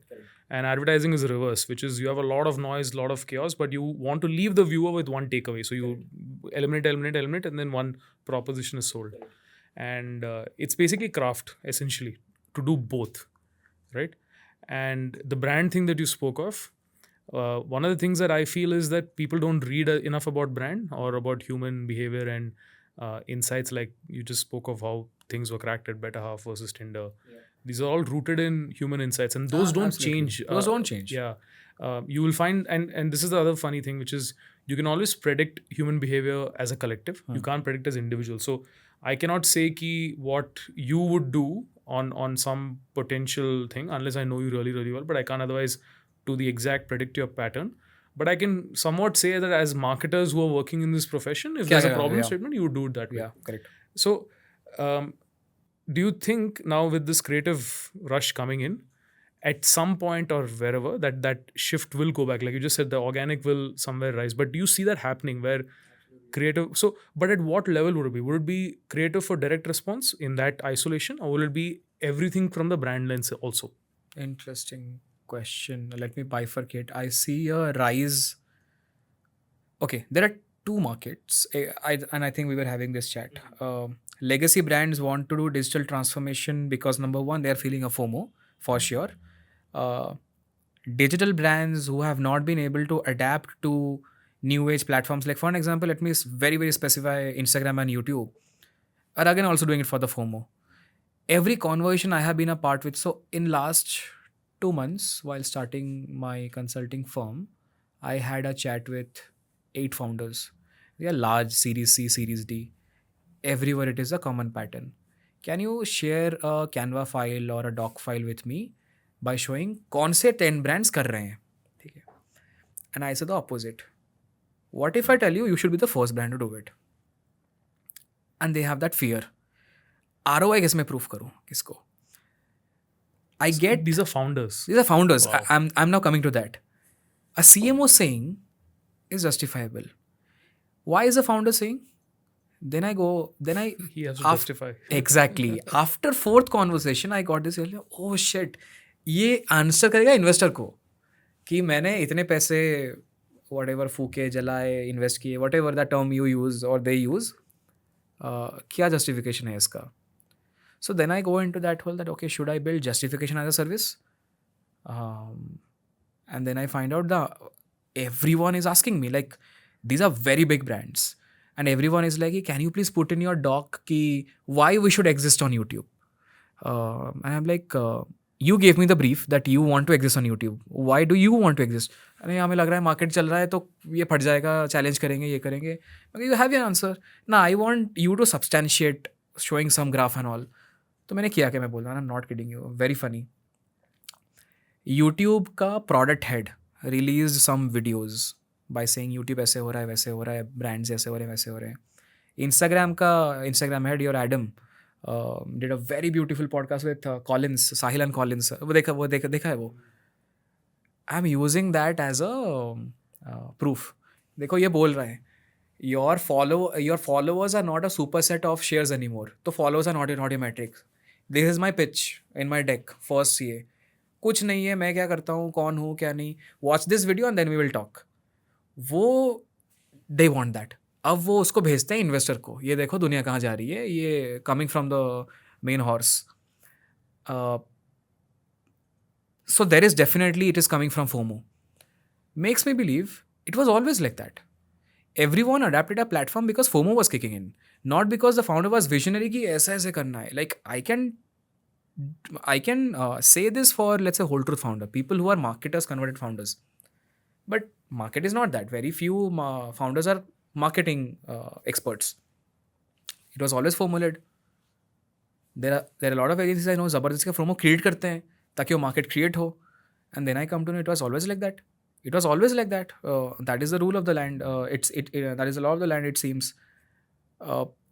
So right now I feel that we are going through the shift where founders and all the brands are facing a challenge, not from just competitors, but they're facing that threat that creator कल को D2C launch कर लेगा, मेरे को challenge कर रहा है. And that is a very visible pattern right now. Your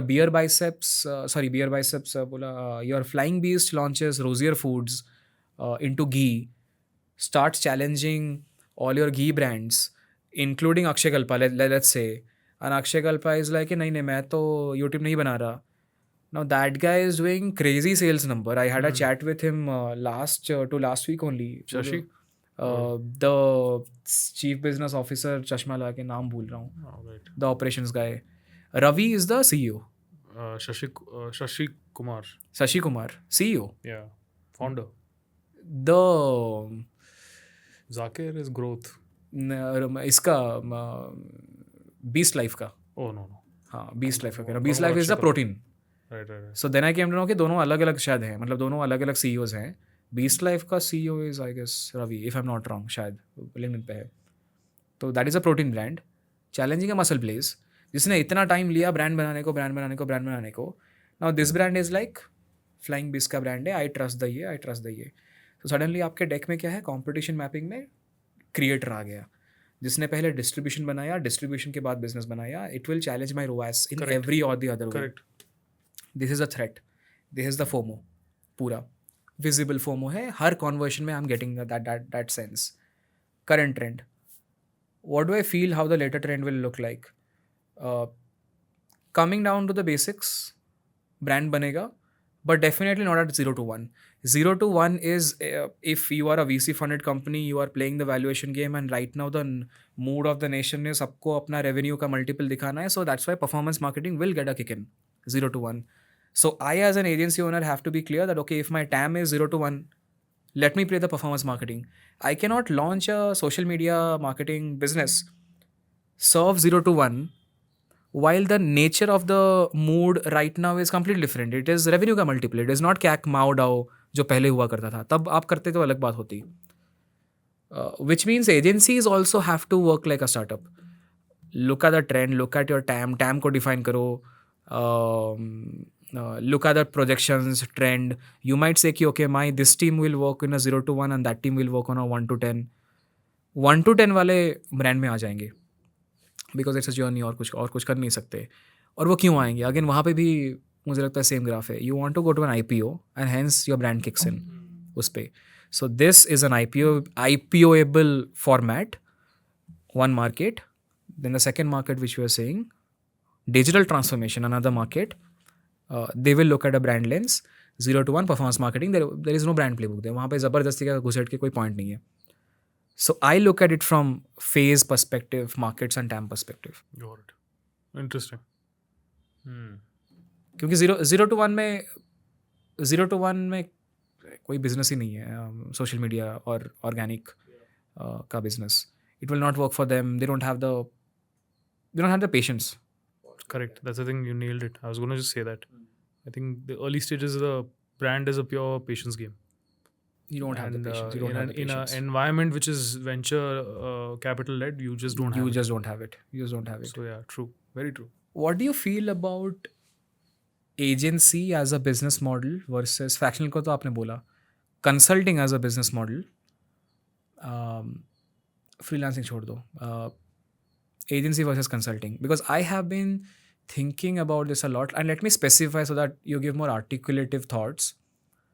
I'm defining agency who is owning the pipeline.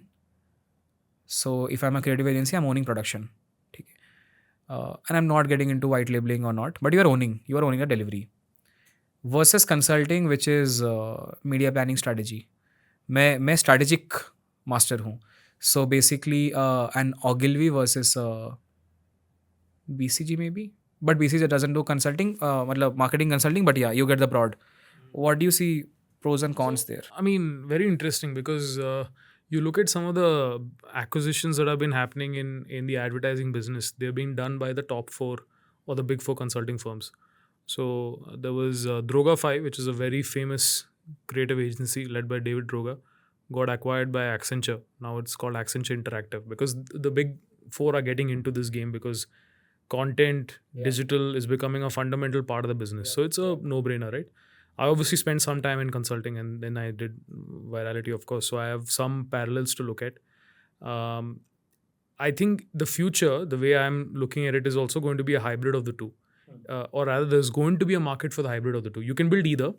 I think if you're going the consulting route, you will need to get high value clients with wherein you spend time on good relationship and then you get the result through partners, right?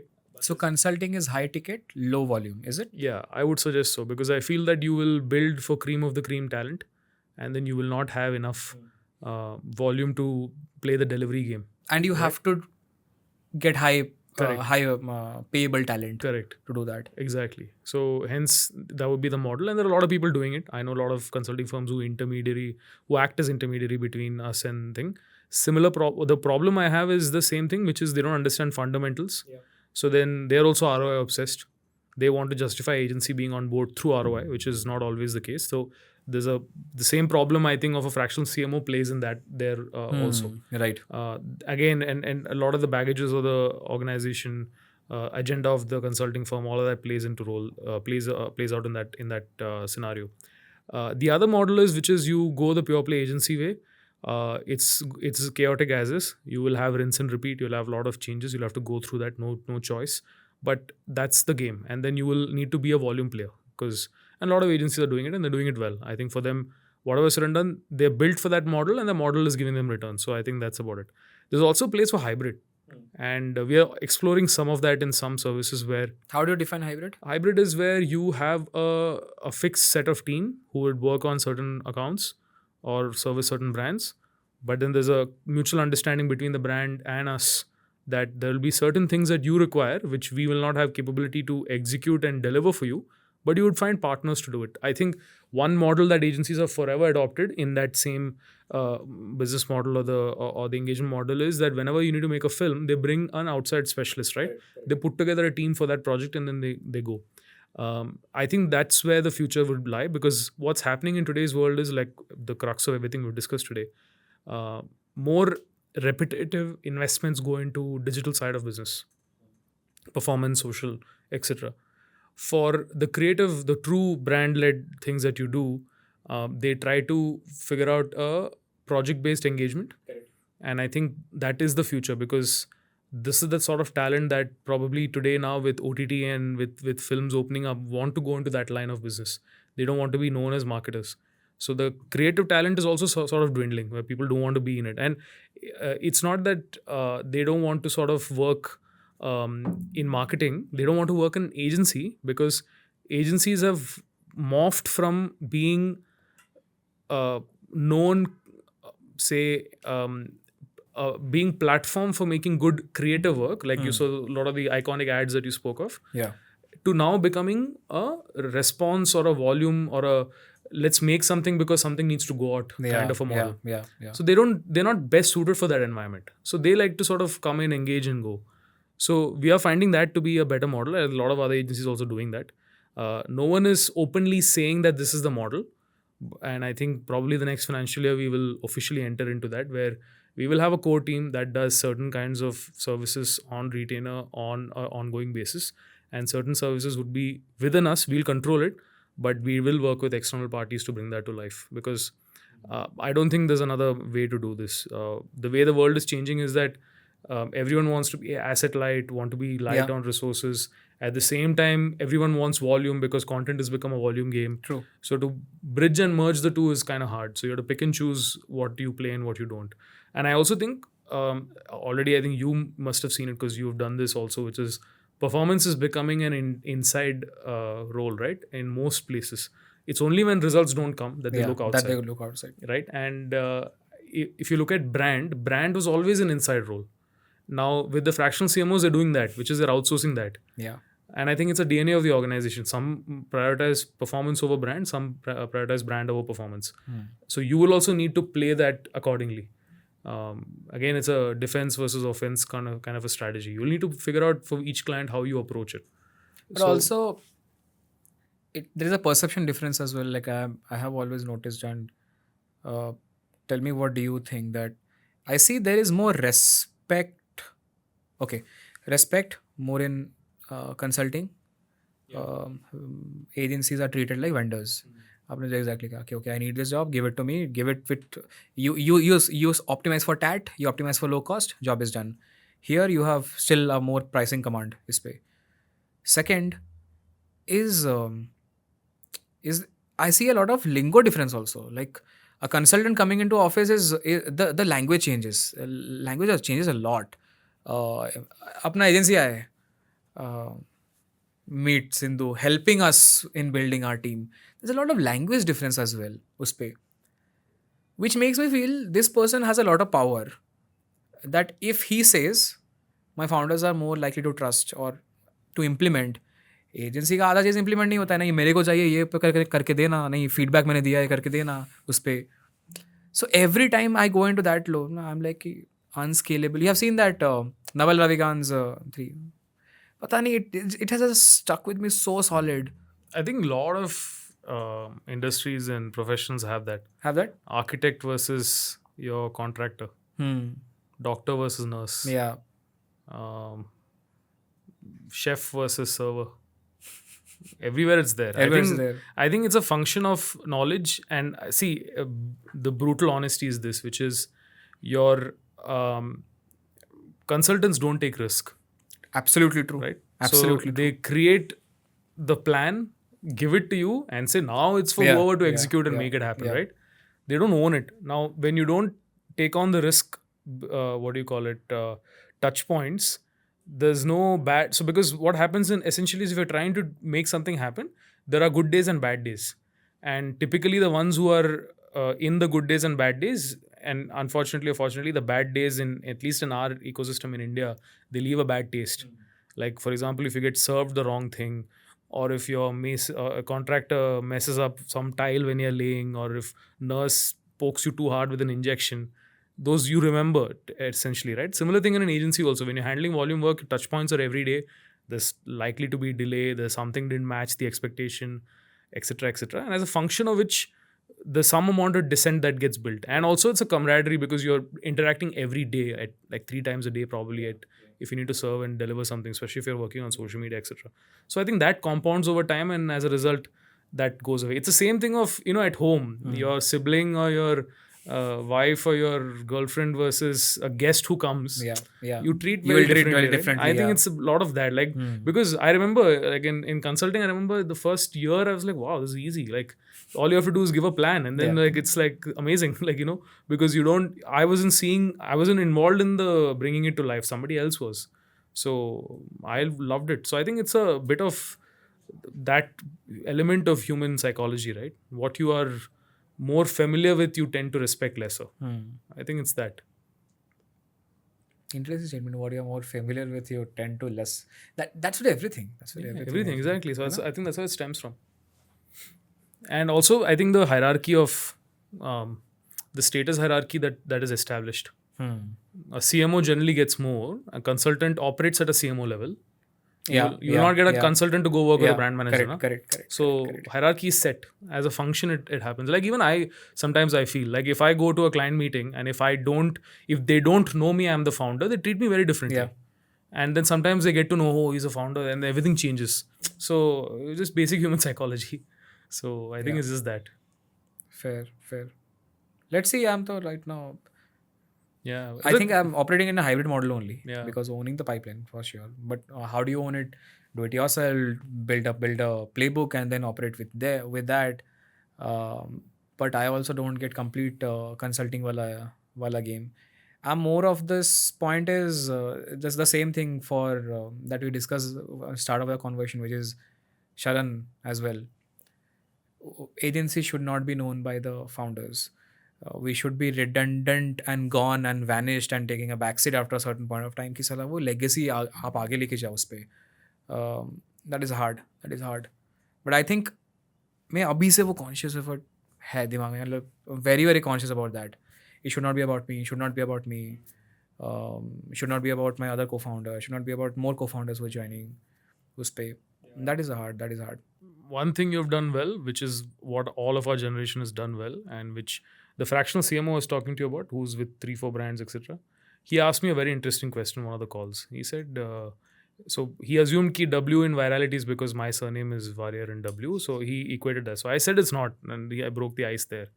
And then he asked me, but why don't you youngsters name your agency in your name? Because in our generation, Ogilvy's and all were doing that. Ogilvy and Mather, JWT, Yeah. Gray, DDB. Everyone, McKinsey, everybody, right? Everything is named after names. Yeah. But this generation, we don't do it. Yeah. For different, I think we look at it differently. We separated some layer, and we are not that narcissistic also, I feel, in some ways.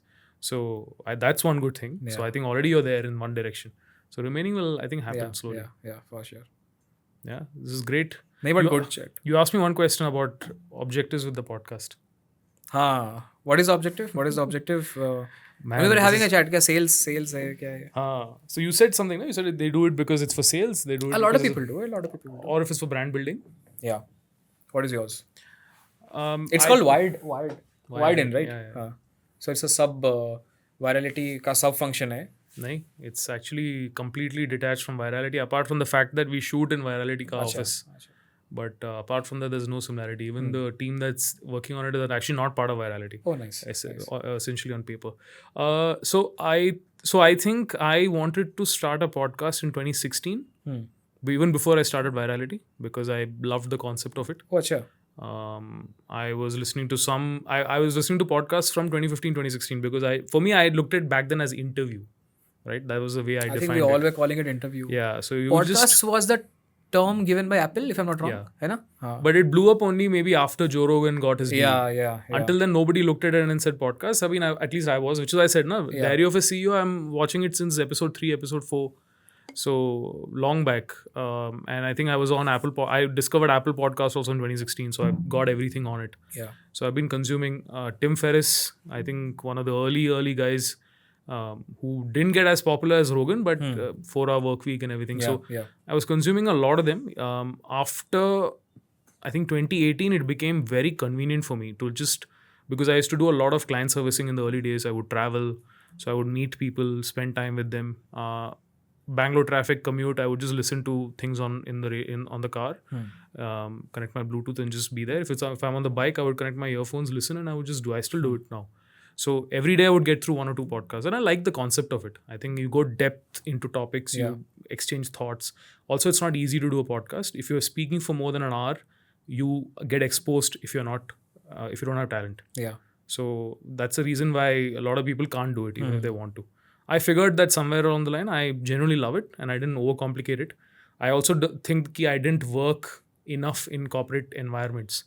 So a lot of my approach to life in general is not influenced by how people do anything.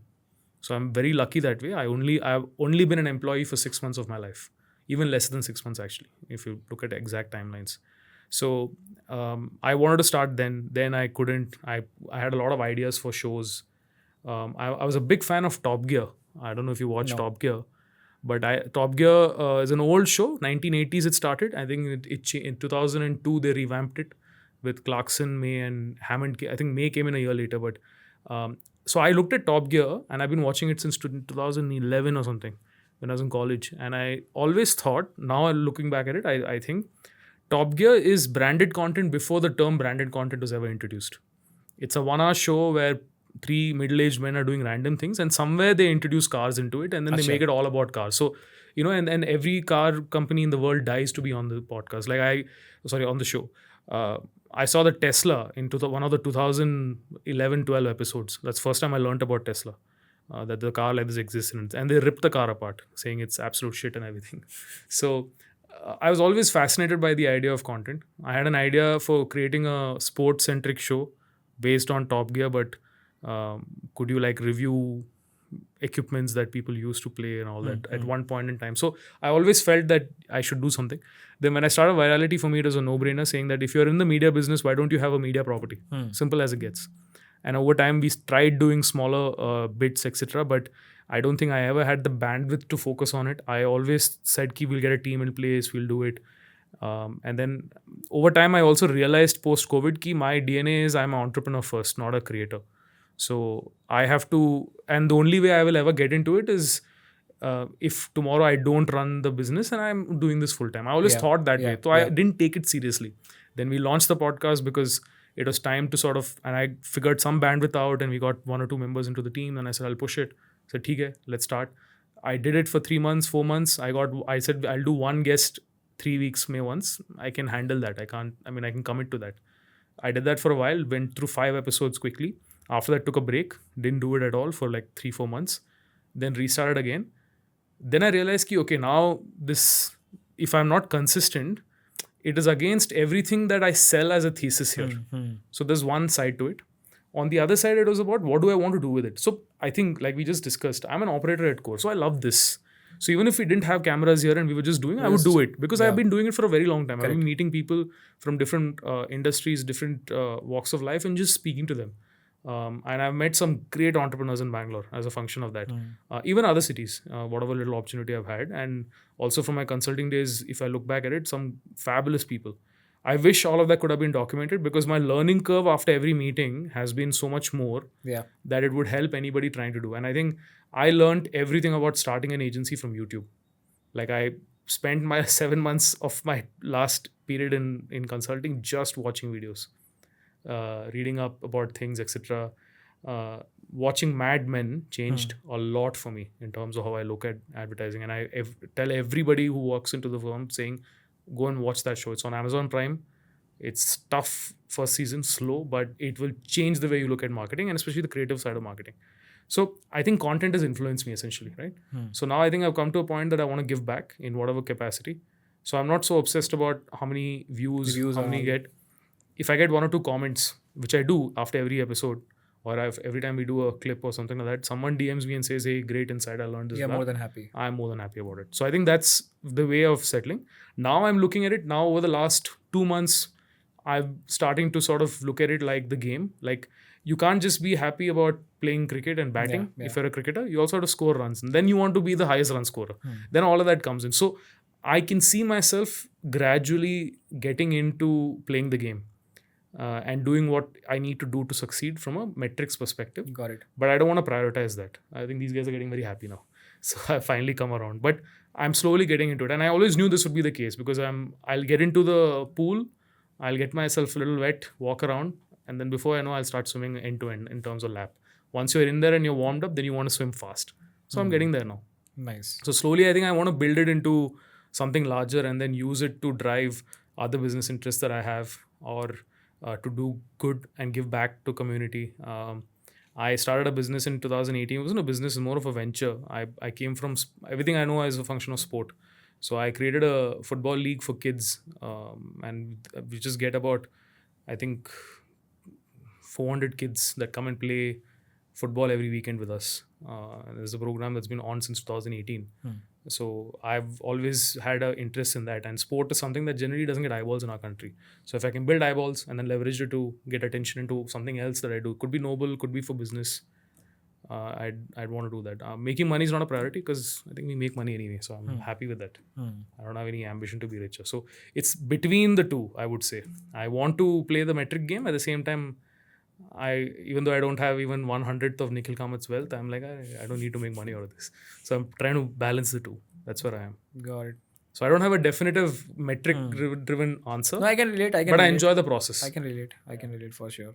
Great. This has been great chat. I hope we have a part 2 sometime soon. Absolutely.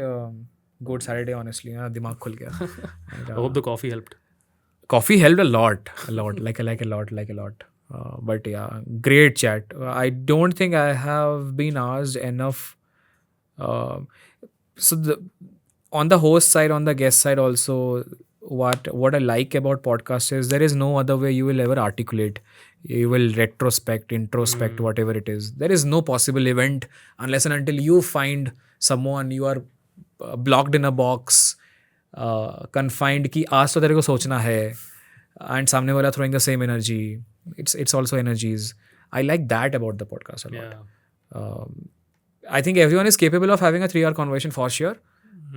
Not everyone, but most of the people. It depends on the सामने वाला person also. True. कि आप बोलोगे हाँ बता भाई क्या है. आधे लोग इंटरव्यू में अच्छा ओके हाँ अच्छा नेक्स्ट सवाल देखा जाएगा नीचे. It just screws up. I have been in those podcasts. नीचे क्वेश्चन देखा जा रहा है जब तब यहाँ पे मैं बोला it's such a turn off. Yeah. There's a skill as well.